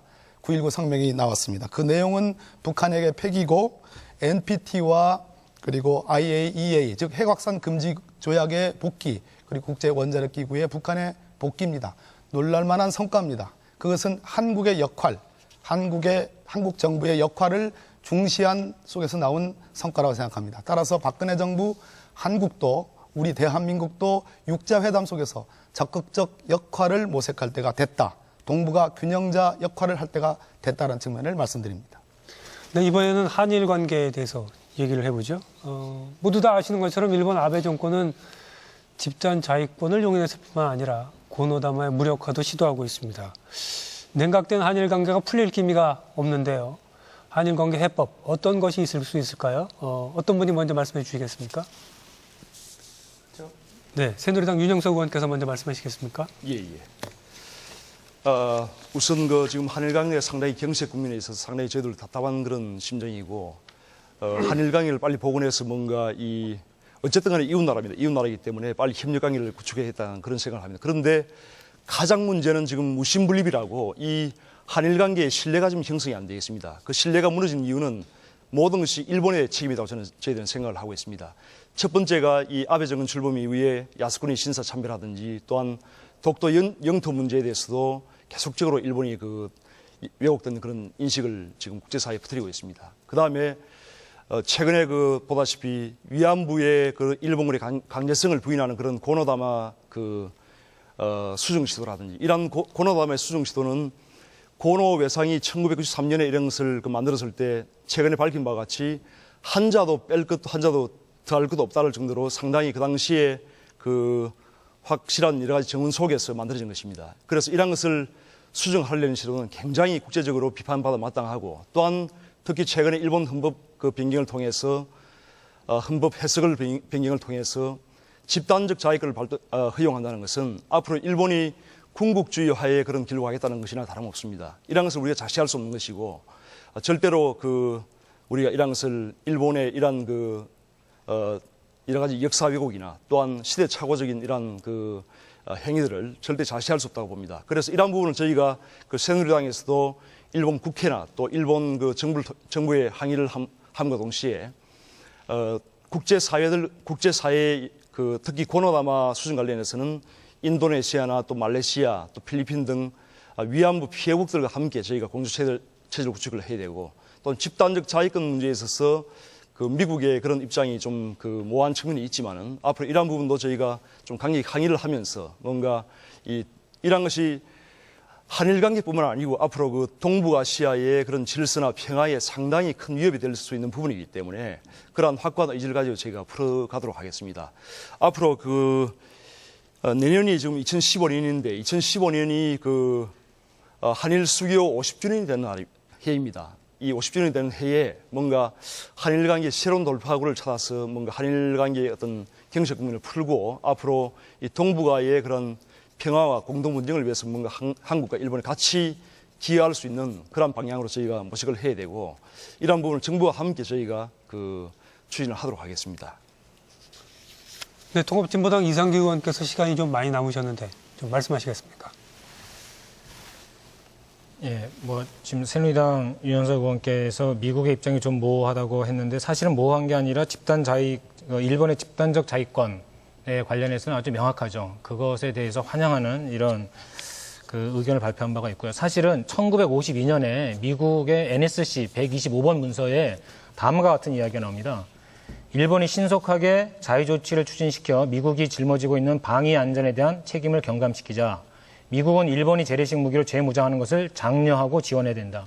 이미 1952년부터 미국은 줄기차게 일본으로 하여금 재무장과 집단적 자위권을 종용해 왔습니다. 그 결과가 지금 나타나고 있는 것이죠. 일본이 미국의 승인 없이 집단적 자위권을 마음대로 이렇게 변경할 수는 없는 것입니다. 따라서 일본이 최근 보여주고 있는 군국주의와 극우화에 미국이 함께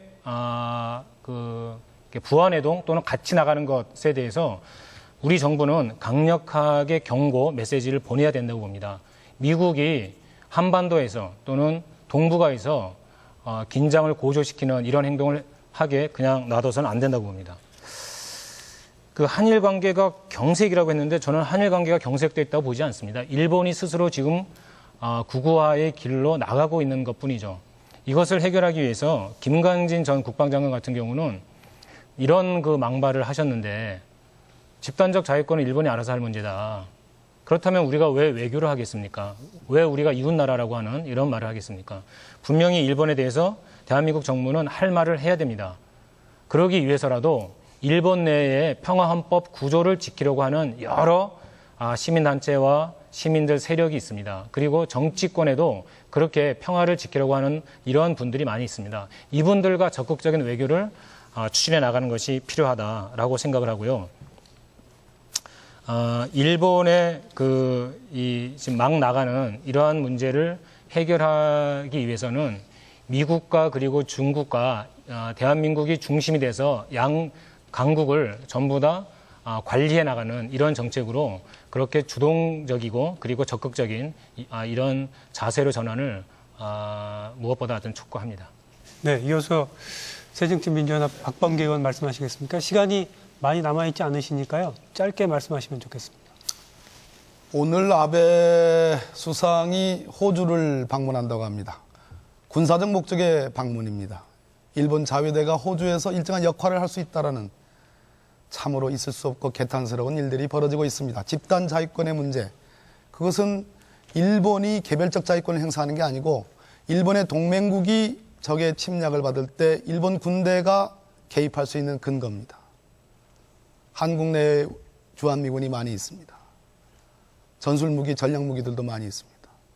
북한이나 다른 제3국에 의해서 침공이 있을 때 일본은 집단적 자위권 이 해석 변경으로 한반도에 일본의 군대를 파견할 수 있다는 끔찍한 상상을 차마 상상으로도 하기 싫은 일들입니다.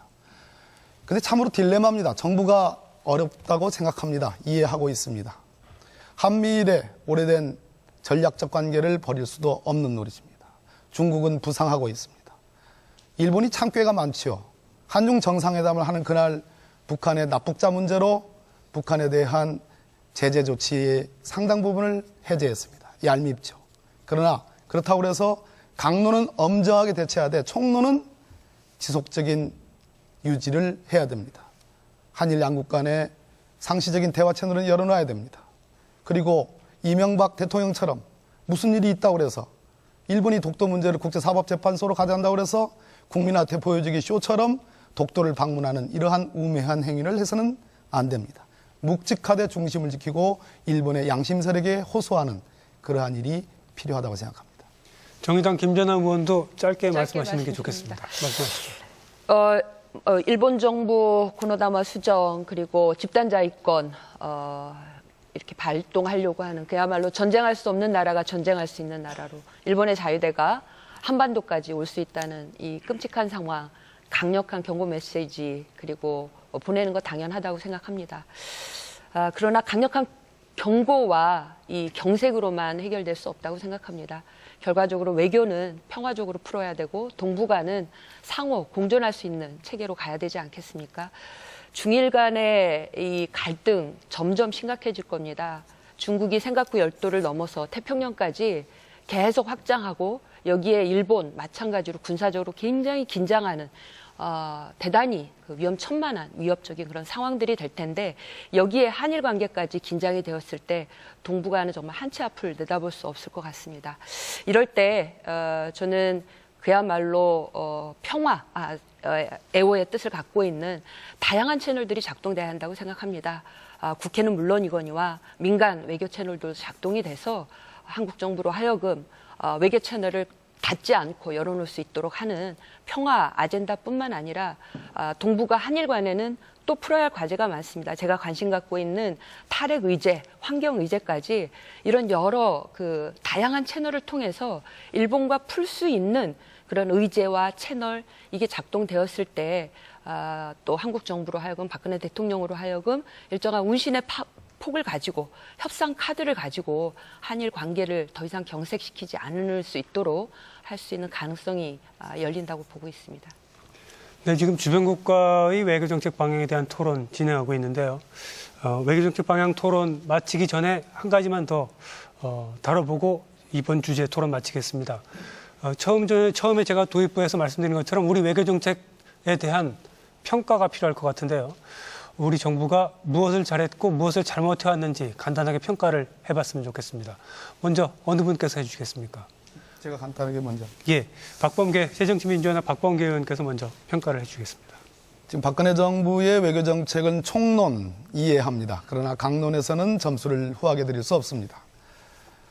아베 수상이 지금 2007년도에도 수상을 했습니다. 이분은 지속적으로 집단적 자유권을 얘기하던 사람입니다. 헌법 개정을 명문적으로 시도하려다가 불가능하니까 해석을 통해서 지금 집단적 자유권을 얘기하고 있고 고노다마 수정 얘기하고 있는 사람입니다.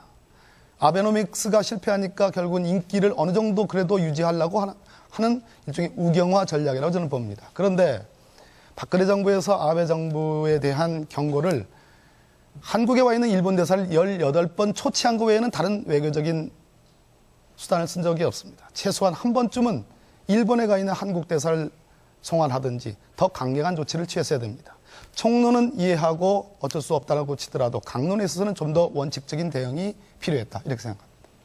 네, 이어서 그러면 정의당 김재남 의원께서 말씀하시겠습니까? 지금까지 그 박근혜 대통령, 박근혜 정부 외교 대단히 초라한 성적이다 말씀드렸고요. 말이 아닌 행동이 필요합니다. 외교에 있어서는 정부의 유능함을 국민들은 보고 싶습니다. 말의 화려함이 아니죠. 유능함을 가지려면 경색되어 있는 남북관계, 또 한일관계, 또 한중관계에 있어서 해법을 가지고 그걸 적극적으로 풀어나가는 그래서 결국은 국민들에게 국익과 실리를 안겨주는 그런 실리 외교에 성적표를 내야 된다고 생각합니다. 더 나아가서 저는 동북아 평화 그리고 안정에 있어서 우리는 대결적 자세를 내려놓고 균형자 역할 그리고 동북아 평화는 한반도로부터 그리고 또 한국이 주도적인 역할을 할 수 있도록 하는 그런 능력을 키우기 위한 외교 역량 바뀌어야 된다고 생각합니다. 지금 청와대가 갖고 있는 국가안보실, 국방안보, 군인 출신의 외교, 안보 모든 걸 담고 있습니다. 이런 무능한 역량으로는 지금의 이런 난맥상들 풀어가기 어렵다고 보고 있기 때문에 외교 역량을 키우기 위해서는 대통령의 철학은 물론이거니와 그런 유능한 인재부터 바꿔나가는 그런 노력이 무엇보다 중요하다고 봅니다. 네, 통합진보당 이상기 의원 말씀하시겠습니다. 예, 잘한 점부터 말씀드리면 한반도 프로세스라고 신뢰 프로세스라고 이야기할 수 있습니다. 개성공단, 이산가족, 상봉동 어쨌든 아주 어려운 과정에서 안정적으로 남북 관계를 그나마 이만큼 끌어왔다. 저는 잘했다고 보고요. 드레스덴 선언이라거나 이런 성과를 모아서 그 아시아 경기 때 남과 북이 함께 응원하고 경기에 참여하는 이렇게 꼽혀 나갔으면 좋겠다. 제안을 드리고요. 잘못한 점은 가장 큰 것이 바로 이제 일본 집단적 자위권을 막지 못했다는 거죠.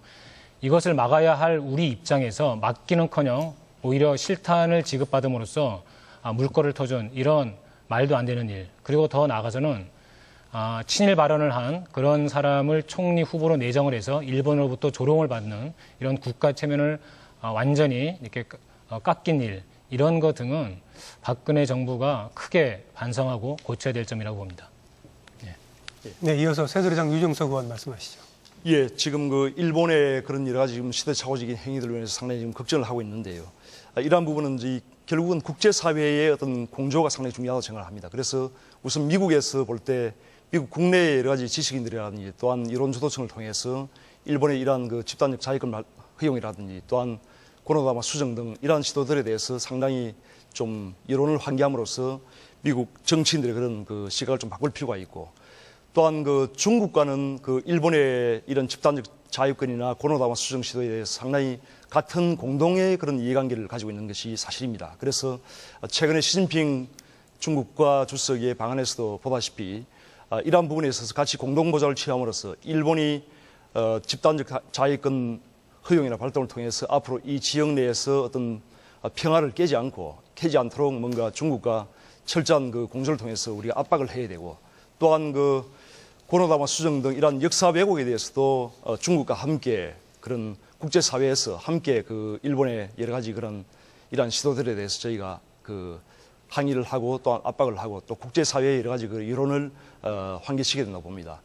그 외에 그 유엔이라든지 이런 부분도 저희가 유엔 인권이사회라든지 이런 부분에도 제소를 해서 이러한 시도들에 대해서 같이 항의를 해야 되고 앞으로 상당히 이러한 부분이 그 굉장히 좀 불안한 그런 측면이 있습니다만은 저희가 일단은 그 일본의 그러한 부분에 대해서는 앞서 말씀드린 대로 미국과의 그런 전통적인 혈맹 관계 그리고 전략적인 동맹 관계를 더욱 굳건히 하고 심화함으로써 일본의 이러한 움직임을 차단하고 또한 중국과 새롭게 이 동북아의 그 새로운 강자로 떠오르는 이 중국과는 그 뭔가 새로운 전략적 동반자 관계를 심화 발전시킴으로써 앞으로 일본의 이러한 그 시대착오적인 행위에 대해서 뭔가 차단하고 계속적으로 그 이런 것을 국제사회에서 같이 공조를 해야 된다고 봅니다. 네, 주변 국가의 외교정책 방향에 대한 토론, 특히 한중일 관계에 대해서 지금 토론하고 있습니다. 토론 마치면서 마지막으로 주변 국가의 외교정책 방향이라는 소주제에 대한 마무리 발언 한 1분씩만 듣도록 하겠습니다. 발언 시간이 많이 남은 통합진보당 이상기 의원부터 먼저 시작하시죠. 뭐 저는 필요한 얘기 다 했습니다. 외교정책 방향에 대한 마무리 발언 하시죠. 네, 저는 뭐 필요한 얘기 다 했습니다. 예. 알겠습니다.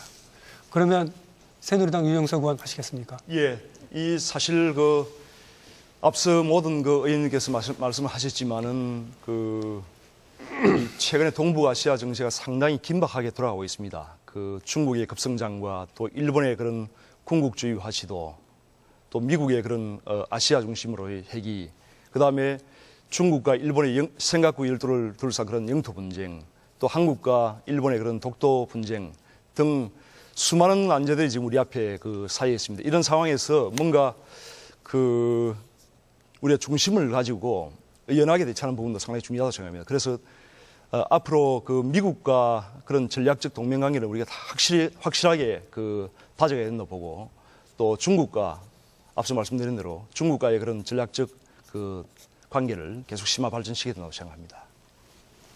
네, 이어서 그러면 새정치민주연합 박범계 의원 말씀하시겠습니까?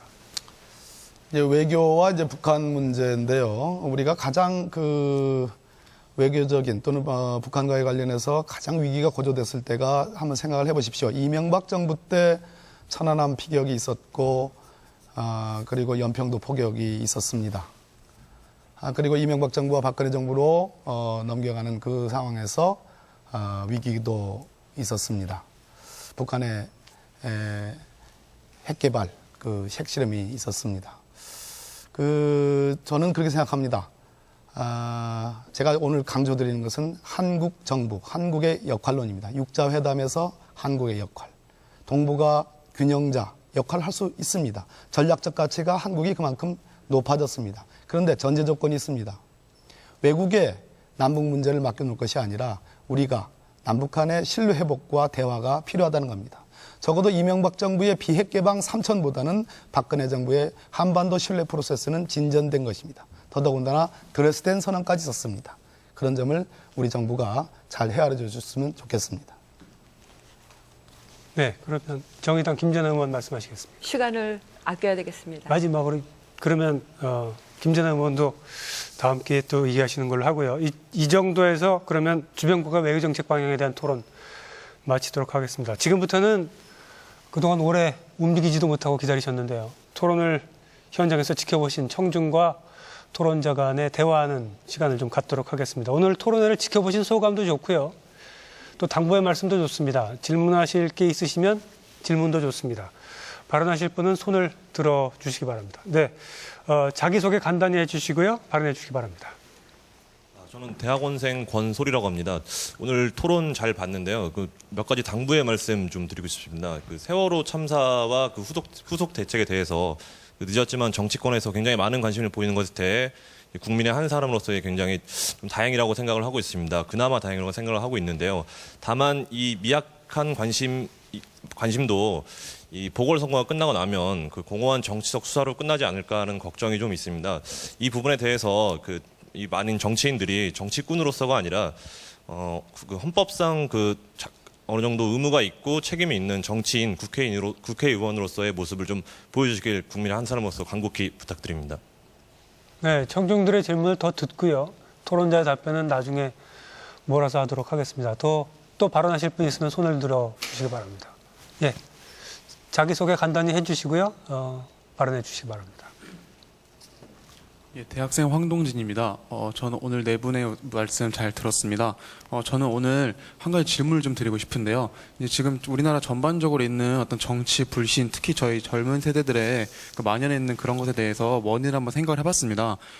제 개인적으로 생각하기에는 방금 이제 오늘 다루신 세월호 문제라든지 뭐 총리 인사 문제라든지 이런 문제들을 대하는 데 있어서 이상규 통진당 의원께서 말씀하셨듯이 여야 간의 합의가 많이 필요하지 않습니까?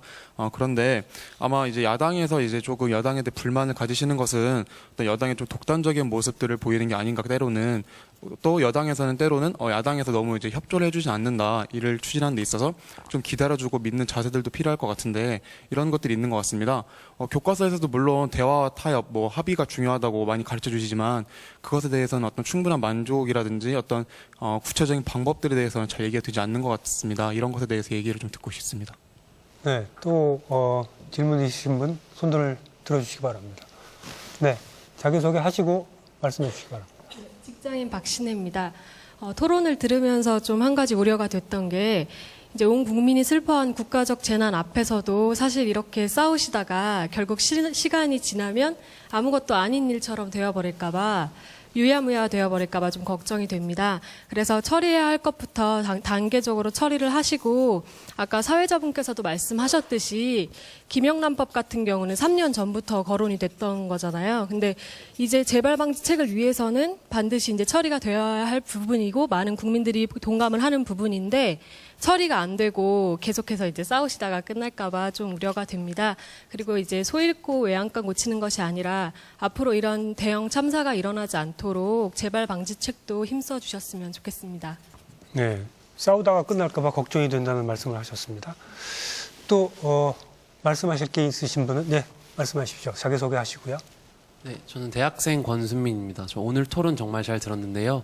저는 아쉬운 점이 조금 더 크게 남는 것 같습니다. 왜냐하면 지금까지 해주신 발언들이 사실 오늘 이 자리에서 처음 나온 발언들이 아니기 때문인데요. 이렇게 된 데 책임은 일단 가장 정부나 여당이 있다고 생각을 합니다. 인사파행, 인사참극, 또 예로 들 수도 있고, 뭐 세월호 조사, 국정조사, 뭐 파행으로 지금 이끌어가고 계신다고 생각을 하는데, 일단 그 점에 있어서 그러니까 여당이 좀 반성을 하셔야 되는 게 아닌가라는 당부의 말씀을 드리고 싶고요. 그리고 그러니까 이런 사태가 온 책임에는 야당의 책임도 굉장히 크다고 생각을 합니다. 어떤 정부 여당의 동반자로서나 경쟁자로서나 견제자로서 역할을 다하지 못했기 때문에 정부 여당이 이런 행태를 보이는 것이 아닌가라는 생각이 들기 때문에 야당도 조금 더 분발해 주시길 당부드리고 싶고요. 또 외교의 문제에서도 아까 정의당 국회의원님이 지적해 주셨다시피 좀 화려한 말의 외교가 아니라 좀 실리를 찾는 외교, 또 화려한 옷의 외교가 아닌 조금 더 실리를 찾는 외교를 해주시길 바라고, 특히 이런 일본 문제나 뭐 동북아, 뭐 미국과 중국을 둘러싼 문제에 있어서 좀 끌려가는 것이 아니라 대한민국이 좀 주도할 수 있는 외교를 펼쳐주시기를 당부드리고 싶습니다. 네, 감사합니다. 여야가 다 책임이 있다는 말씀을 하셨어요. 이쯤에서 일단 토론자들의 답변을 듣고 다시 또 청중들의 말씀을 듣는 순서로 가도록 하죠. 먼저 어느 토론자께서 먼저 말씀하시겠습니까? 네, 새누리당 윤영석 의원께서 먼저 말씀하시겠습니다. 예, 그 질문하신 그 분들의 그러한 그 견해를 상당히 저희가 그 수용을 하면서 오늘 아무래도 그 정치에 대한 그런 불신이 크다, 또 여야 간의 그런 그 뭔가 유야무야 되지 않을까 하는 그런 걱정을 하신 데 대해서 상당히 좀 뼈아픈 그런 반성을 합니다. 저희가 그 지금 세월호 이후에 참사 이후에 국가 개조 그리고 새로운 대한민국을 만들어야 된다는 것은 사실 이것은 여당이나 야당을 떠나서 우리 국가적인 과제입니다. 이것은 국민의 명령이고, 그래서 앞으로 이러한 것은 물론 지금 바람직한 최종 결론을 내는 과정에서 여야 간에 좀 이견이 있고 서로 간에 다툼이 있는 것은 분명하지만은 그러한 과정을 거쳐서 정말 우리 대한민국을 위해서 뭔가 바람직한 그런 국가의 어떤 모습을 우리가 도출을 해야 되고, 또한 여러 가지 입법 과제라든지 이런 부분도, 또 진상규명이라든지 이런 부분도 분명히 저희가 여야 간의 그런 협력 속에서 좋은 결론이 저희들은 나올 거라고 생각을 합니다. 앞으로 꼭 그렇게 해서 여러분들께 보여드리겠습니다. 네. 네, 이어서 새정치민주연합 박범계 의원 말씀하시겠습니다. 네, 어느 분께서 730 보궐선거가 끝난 뒤에 결국은 모든 것은 다 잊혀지고 무책임하게 아무것도 하는 일 없이 국회가 끝내지 않겠느냐, 그리고 야당도 일정 부분 책임이 있다, 그런 지적에 대해서 무겁게 받아들입니다. 결코 그렇게 돼서는 안 되겠습니다. 그런 차원에서 여야는 매주 월요일에 지금도 회의를 하고 계실 것 같네요. 여야 원내대표 간 회동을 정례화했습니다. 국회의 산적한 현안에 대해서 머리를 맞대고 얘기를 해왔습니다. 그 결과로서 제때에 국회의원 구성을 만들었습니다. 마련했습니다. 이제 세월호 특별법과 정부조직 개편, 김영란법 통과, 이것이 중요한 화두입니다. 오는 10일에 대통령께서 여야 원내대표 정책위 의장을 초청해서 회동을 합니다. 국회 현안들에 대해서 머리를 맞대고 좋은 결론이 저는 도출될 거라고 생각합니다. 대통령의 그동안의 불통의 그런 자세들에 대해서 야당이 지적을 했고 국민들이 불편해했습니다. 그러나 어느 정도 이 회동으로 그러한 오해는 좀 불식이 될 거라고 생각합니다. 이러한 회동이 조금 더 자주 여야 당대표는 물론이고 원내대표 그렇게 좀 조기에 정례화됐으면 좋겠다 하는 그런 바람을 갖고 있습니다. 가장 중요한 것은 730이든 어떠한 정치 행사에 휘둘리지 않도록 저희 새정치연합, 새누리당, 그리고 여기 있는 두 야당 뿐만 아니라 모두 다 국민 여러분들이 함께 합심해서 반드시 이번에는 세월호 특별법을 통과시켜야 되겠고 김영란법도 통과를 시켜야 되겠습니다. 네, 정의당 김재남 의원 말씀하시겠습니까? 싸우는 모습으로만 보여줘서 국민들께 죄송한 마음이고, 또 야당으로서도 이런 세월호 침몰과 같은 사태가 일어나도록 한 책임 통감하고 있습니다. 싸우되 잘 싸워야 될 것 같습니다. 왜냐하면 싸움 속에서 충분하게 지혜가 나오고 또 토론이 격렬하게 일어나는 가운데 그걸 잘 해결하면, 잘 합의하면 오히려 더 큰 지혜가 나오기 때문에 국민들께서 싸우되 좀 잘 싸워라 라고 좀 응원해 주시면 좋겠습니다. 저는 최근에 그 대통령께 드리는 국민의 고언이 너무 대통령께서 혼자 다 하시지 마라라는 고언이라고 생각합니다. 대통령의 일방독주식 그런 국정 운영이 아니라 손잡고 가자. 대통령뿐만 아니라 지혜와 의견을 낼 수 있는 많은 국민이 있고 여당이 있고 야당이 있고 함께 가자라고 하는 요구가 굉장히 큰 것 같습니다. 저는 우리 사회가 세월호 대책도 그렇고 정부가 내놓은 정부 조직 혁신안, 정부 조직 개편안도 그렇고 대통령 말 한마디로 뚝딱 만들어지는 게 아니라 대통령께서 물으시면 좋겠습니다. 국민들께 묻고 우리 국회에도 묻고 심지어 저 밑에서 일하고 있는 소방관들에게도 물어서 어떻게 하면 가장 안전한, 재난에 안전한 대한민국을 만드는 정부 조직을 만들 거냐 이렇게 물으셔야 된다고 생각합니다. 그래서 충분히 토론하고 사회적으로 합의하는 대한민국의 멋, 품격 이런 게 살아나는 국정 운영이 되었을 때 비로소 국민들이 정말 안심하고 안전하고 또 행복한 그런 대한민국으로 갈 수 있다고 생각하고요. 그렇게 하기 위해서 정의당, 야당으로서 또 열심히 한몫하도록 국민들 목소리 경청하겠습니다. 네, 통합진보당 이상기 의원께서 말씀하시겠습니다. 예, 책임 있는 모습 그리고 여야가 함께 힘을 모아서 하라라고 하는 그 당부의 말씀 잘 받들겠습니다. 아까도 말씀드렸지만 말로만 하지 않고 행동을 하겠습니다. 세월호 특별법 이미 발의를 했고요. 지금 희생자 유족들과 함께 진상규명 활동에 나서고 있으며 천만인 서명운동도 전국 각지에서 같이 하고 있습니다. 저는 매주 진도 팽목항에 내려가고 있습니다. 실종자 가족들을 만나서 그분들의 고충이 무엇인지, 해결해야 될 과제가 무엇인지, 해경도, 해군도, 해수부 장관도 만나서 필요한 그러한 조언과 또 필요하면 압박도 하고 있습니다. 사실 지난주에도 팽목항을 갔다 와서 너무나 가슴이 쓰립니다. 태풍이 온다고 그 가족들의 마음이 그냥 가라앉는 게 아니라 수색을 못하고 있으니 얼마나 더 안타깝겠습니까? 저희들 모두가 죄인의 심정이고 정말 석고대죄해야 한다고 봅니다. 그런 마음으로 오늘 지금 청중들, 우리 국민들 하신 말씀 하나하나 다 새겨서 김영란법이 되든 세월호 특별법이 되든 그리고 대한민국이 좀 제대로 굴러가게 그렇게 하는 일에 진보당도 야당으로서 비판과 견제의 목소리와 함께 정부에 대해서 협조할 것은 협조하면서 해나가겠습니다. 네, 방청객들 말씀 조금만 더 듣죠. 발언하실 분 있으시면 손을 들어주시기 바랍니다. 네, 말씀하십시오. 자기소개하고 발언해 주시기 바랍니다. 네, 저는 대학생 김광일입니다. 저는 오늘 각 정당을 대표해서 나오신 네 분의 국회의원분들께 질문을 좀 드리고 싶습니다. 오늘 아까 잠깐 언급되었었는데요. 세월호 유가족 대책위원회 분들의 요구사항은 간명합니다. 수사권과 기소권을 가진 독립적인 진상규명위원회를 만들자는 것입니다. 이에 대해서 각 정당은 이게 가능하다고 보시는지 그리고 당 내에서는 어떤 논의들이 이루어지고 있는지 분명하게 밝혀주시길 바랍니다. 네, 또 질문하시고 싶은 예, 일어나서 자기소개하고 말씀해 주십시오. 예, 안녕하세요. 주부 최영란입니다. 토론 잘 들었습니다. 세월호 사건 같은 경우에는 총체적 부실 때문에 생긴 문제라고 볼 수가 있는데요. 이러한 문제가 어떤 정당의 문제가 아니라 전반적으로 우리 사회의 전반적인 문제라고 볼 수가 있습니다. 이러한 문제들이 빨리 조속한 법이 마련이 돼가지고 처리가 되었으면 좋겠는데 특히 김영란 법과 같은 경우에는 어떻습니까? 아까 말씀하셨다시피 2012년도인가 그때 법이 입법이 되었다 법안이 나왔다고 얘기가 나왔었는데 하지만 지금까지도 그 법이 통과되지 않고 있습니다. 이러한 법안들이 아주 중요한 거잖아요. 이러한 법안들은 탄력적으로 빨리 이루어져서 법안이 통과되었을 때 어떤 일이 신속하게 처리가 될 거라고 볼 수가 있는데 이런 법안들이 안 되는 것이 국민들의 입장에서 정말 너무나 답답하고 문제가 많다고 볼 수 있습니다. 여러분들이 힘을 모아가지고 이러한 법안들이 실현될 수 있도록 도와주셨으면 감사하겠습니다. 예, 아까 세월호 특별법 문제를 얘기하면서도 이 문제가 잠깐 나왔었죠. 독립적인 진상규명위원회가 가능하겠냐는 질문이 나왔습니다. 이 문제 포함해서 답변을 해주셨으면 좋겠습니다.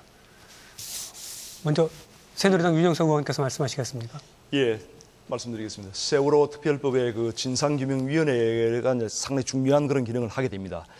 이게 지금 수사권을 줄 것인지 하는 문제는 여야 간에 조금 이견이 생기고 있는데 저희들도 열린 마음으로 지금 그러한 안을 검토를 하고 있는 중입니다. 다만 일이 생길 때마다 모든 사건의 어떤 진상규명에 있어서 그 위원회에다가 수사권을 주거나 하는 것은 일반적인 사법체계와 조금 그런 문제가 생길 수 있는 측면이 있기 때문에 이러한 것은 좀 더 그 전문가들이나 또는 정부 관계자들 그리고 여야 간에 뭔가 좀 심도 깊은 그런 논의를 통해서 앞으로 좀 협의를 해야 된다고 생각을 합니다. 그리고 방금 말씀하신 그 김영란법 관련해서는 아까도 말씀드렸지만은 저희가 사실 새누리당에서도 원안의 취지를 가지고 통과를 시켜야 된다는 것이 가장 저희가 지금 주장을 하고 있는 부분입니다. 그래서 최대한 그 하반기 국회에서 가장 빠른 시간 내에 이것을 통과시키겠다는 것이 새누리당의 확고한 그런 입장이라고 말씀드리겠습니다. 네, 새정치민주연합 박범계 의원 말씀하시죠. 네, 대학생 한 분의 질문 좋은 질문이라고 생각합니다. 수사권, 기소권을 진상규명위원회에 두자라는 게 유가족 대책위원회의 요구입니다. 저희 새정치민주연합은 진상규명 파트와 그리고 피해자 지원 대책 파트, 의사상자를 포함해서요. 그런 것을 하나의 단일법으로, 단행법으로 이번에 만들었습니다. 특히 세월호 진상규명을 위한 그 위원회에는 민간인들을 포함시킵니다. 그리고 특별사법경찰관이라고 있습니다. 지금 우리나라 수사권은 경찰의 수사권과 검찰의 수사권으로 이렇게 이원화되어 있는데 수사 지휘권을 검찰이 갖고 있다 보니까 전반적으로 수사는 검사가 하는 것으로 되어 있습니다. 저희 안에는 적어도 사법경찰관에 준하는 강제수사권을 줘야 된다는 것이 저희 안입니다. 그래서 지금 뭐 세월호 진상규명을 위한 특별조사위원회가 가동 중입니다만은 사실상 증인의 출석을 강제하지 못합니다. 오늘 뭐 MBC 관계자들이 출석하지 않습니다. 이 점에 대해서 문제가 있죠. 그리고 자료 제출 요구도 역시 강제할 수가 없습니다. 그래서 사실상 유명무실화되는 흐름이 있습니다. 그렇기 때문에 저희들은 강제수사권을 세월호 특별법 진상규명위원회에 둬야 된다 이렇게 요구를 하고 있고 거기서 수사를 해서 문제가 있으면 검찰에 고발하는 그러한 경로를 담고 있다 이 말씀드리고 김영란법은 아까도 말씀드렸듯이 가능한 한 원안을 손을 대지 않는 범위 내에서 원안에 가깝게 통과가 돼야 된다라고 생각합니다. 공직자 부패가 제가 누누이 말씀드렸듯이 공직자가 대한민국의 청렴한 문화를 선도한다는 그런 차원에서 요구되는 거기 때문에 박근혜 대통령께서 지난번 7월 며칠인가 불과 며칠 전에 수석비서관 회의에서 정치권과 고위직 공무원들에 한해서 일단 시범 실시를 해보자라는 그런 말씀에 대해서는 동의하기 어렵습니다. 다만 지금 현재 공무원 행동 강령에 나와 있는 뭐 3만 원과 같은 어떤 사람인지라 어쩔 수 없는 일시 어떤 그 친교적인 사교적인 또 예의적인 차원에서의 그러한 교류와 어떤 이런 밥을 같이 먹는다든지 그런 정도는 숨통을 틔워줘야 된다. 지금 김영란법 원안에도 그렇게 되어 있습니다. 사회상규에 반하지 않으면 문제가 안 된다. 조금 더 내용상의 추상적인 부분이 있는데 그 부분은 손질을 좀 해야 되지 않을까. 그래서 반드시 김영란법은 이번 국회에 통과가 돼야 된다고 생각합니다. 네, 정의당 김재남 의원 말씀하시죠. 정의당이 발의한 세월호 특별법은 말씀드렸는데요. 진상조사위원회가 성역 없는 조사권 갖는 것입니다. 그리고 성역 없는 조사권을 가지고 자료 요청은 물론이거니와 국회 국정조사처럼 청문회를 개최할 수 있도록 하는 권한을 부여하는 것이고요.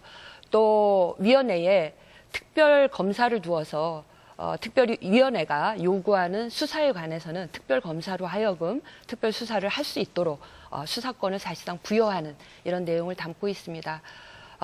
여야가 세월호 특별법에는 이견이 없다라고 얘기를 하고 있습니다. 그렇다면 유가족 가족대책위원회 그리고 또 우리 국민들이 원하는 바로 엄정한 조사와 수사가 이루어질 수 있는 진상조사위원회 중심의 활동 세월호 특별법 반드시 합의해서 처리할 수 있도록 새누리당의 적극적인 역할 부탁드리고요.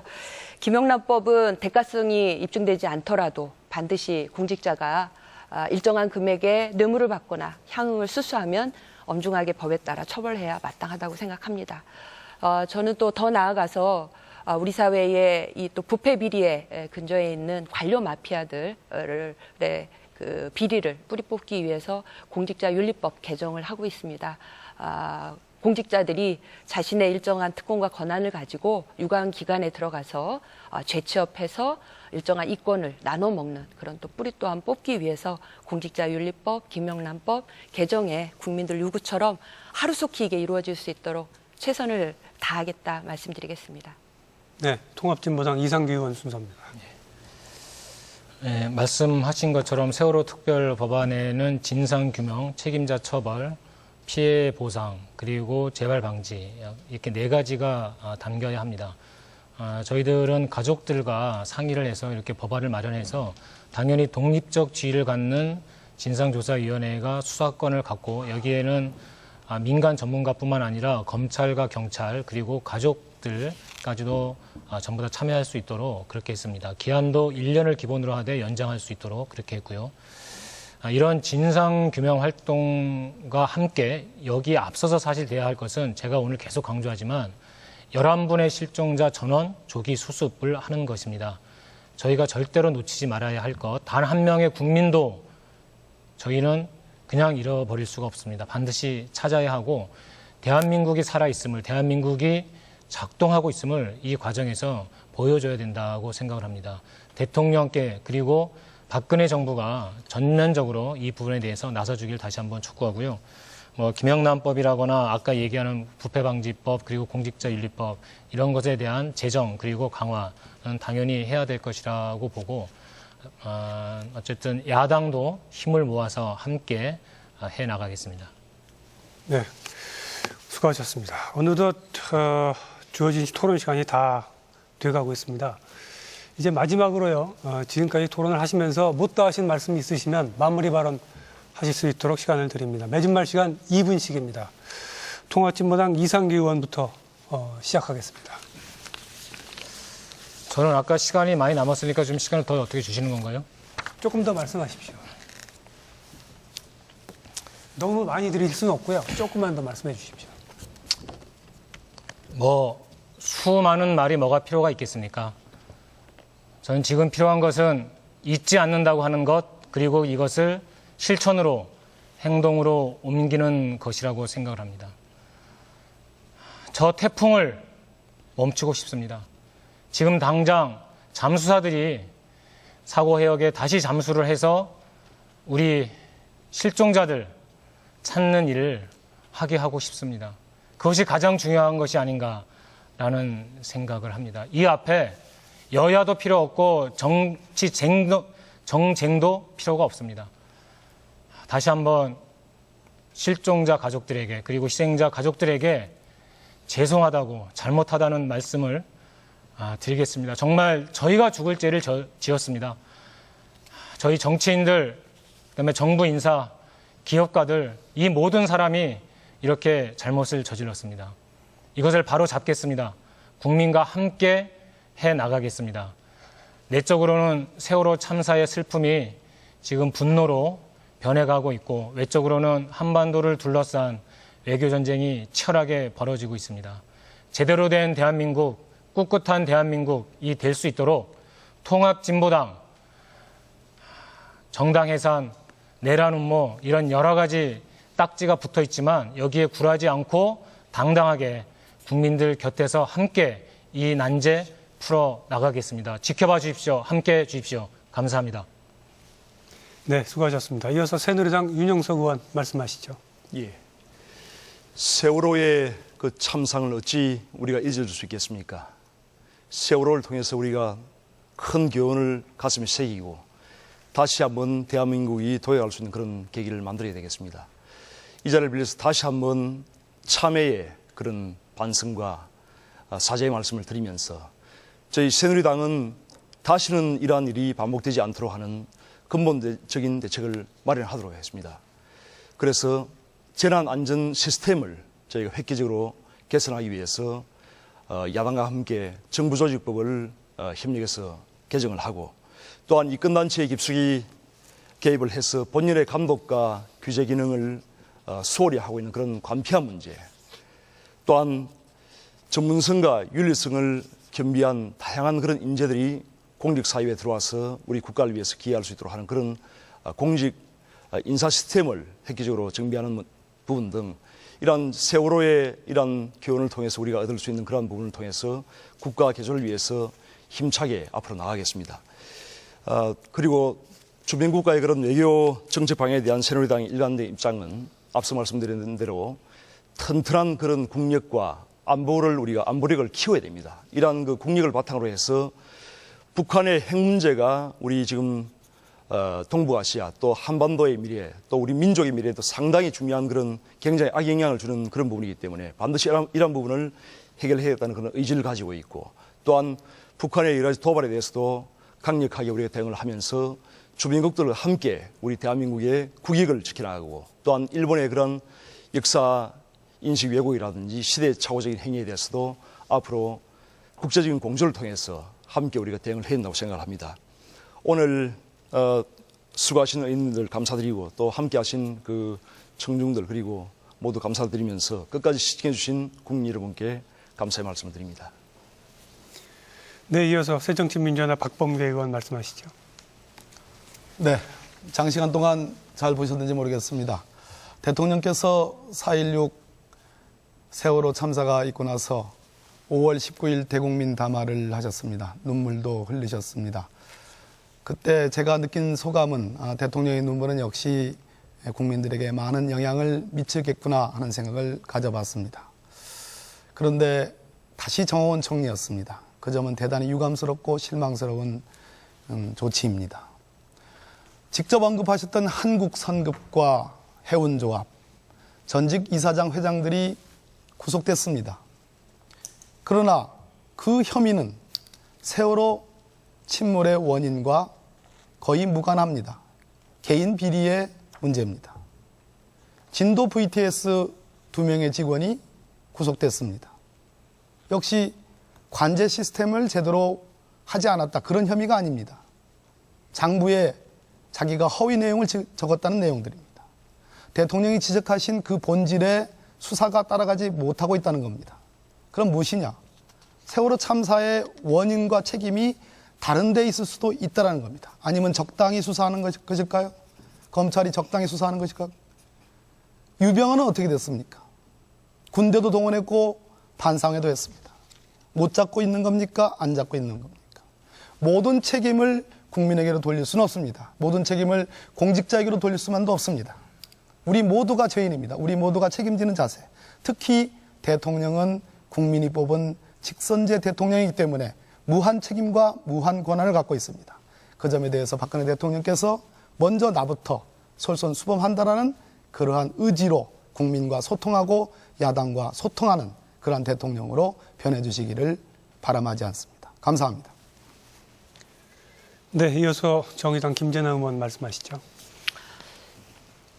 총체적인 부실 앞에 우리 국민들께서 국가란 무엇인가 의문을 갖고 계십니다. 이제 우리 정치권이 또 대통령께서도 답을 드려야 할 때입니다.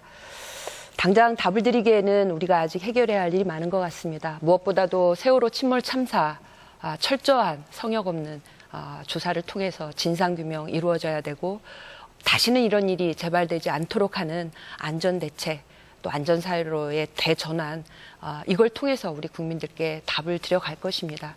하지만 그 답은 정치권 일방으로 또는 대통령께서 뚝딱 내는 것이 아니라고 생각합니다. 너무나 일방독주식의 국정운영 방식 문제제기하고 있습니다. 국민들께 지혜를 구하고 국민들이 참여할 수 있도록 소통의 통로를 열고 야당이 가지고 있는 힘과 또 능력도 함께 구하는 먼저 손을 내미는 그런 국정운영 방식으로 바뀌었을 때 대한민국이 안전사회로 대전환을 할 뿐만 아니라 사회적으로 서로 토론하고 합의하는 그런 정말 먹과 품격이 있는 대한민국으로 바뀔 거라고 생각합니다. 하나 더 말씀을 드리면 우리는 안전에 대한 개념이 좀 바뀌어야 될 것 같습니다. 국가안보실을 얘기를 드렸는데 우리의 안보는 너무 국방안보, 방위안보에만 치중되어 있습니다. 사회, 경제, 환경에 있어서의 안보, 국민들의 생명과 안전을 지키는 게 국가의 안보의 핵심이 되어야 합니다. 이렇게 안보 개념을 넓히는 의미에서 그야말로 안전사회로의 대전환이 중요하다고 생각하고요. 저는 이런 의미에서 많은 국민들께서 요즘 세월호 참사와 같은 일로 우려하고 있는 일이 우리 아이들의 미래를 위협하고 있는 노후한 원자력 발전소를 지목하고 있습니다. 구리 1호기, 월성 1호기와 같이 수명이 다 됐는데도 불구하고 연장해서 운영하고 있는 이 핵발전소 폐쇄하는 일도 우리 국가가, 정부가 나서서 해야 할 일이고, 정의당이 노후 원전 폐쇄를 통해서 국민들에게 생명 안전 지키는 일 앞장서도록 하겠습니다. 경청해 주셔서 감사합니다. 네, 수고하셨습니다. 오늘 토론회 어떻게 보셨습니까? 사실 사는 게 고달프고 힘들어도요, 변화에 대한 희망만 있다면 견뎌낼 수 있다고 합니다. 정말 힘들어지는 건 그 희망마저 사라질 때겠죠. 국가 시스템 개혁, 국가 운영체계의 개혁에는 기득권의 포기와 새로운 시각이 필요합니다. 물론 가장 시급한 일은 잃어버린 신뢰를 회복하는 일이 될 겁니다. 오늘 대한민국 어디로 가야라는 무거운 주제로 마련된 2014년도 제1차 정당정책 토론회는 여기까지입니다. 지금까지 열띤 토론을 해주신 네 분 토론자분께 감사드리고요. 오늘 토론에 적극적으로 참여해주신 방청객 여러분께도 감사드립니다. 지금까지 시청해주신 많은 분께도 감사의 말씀드립니다. 고맙습니다.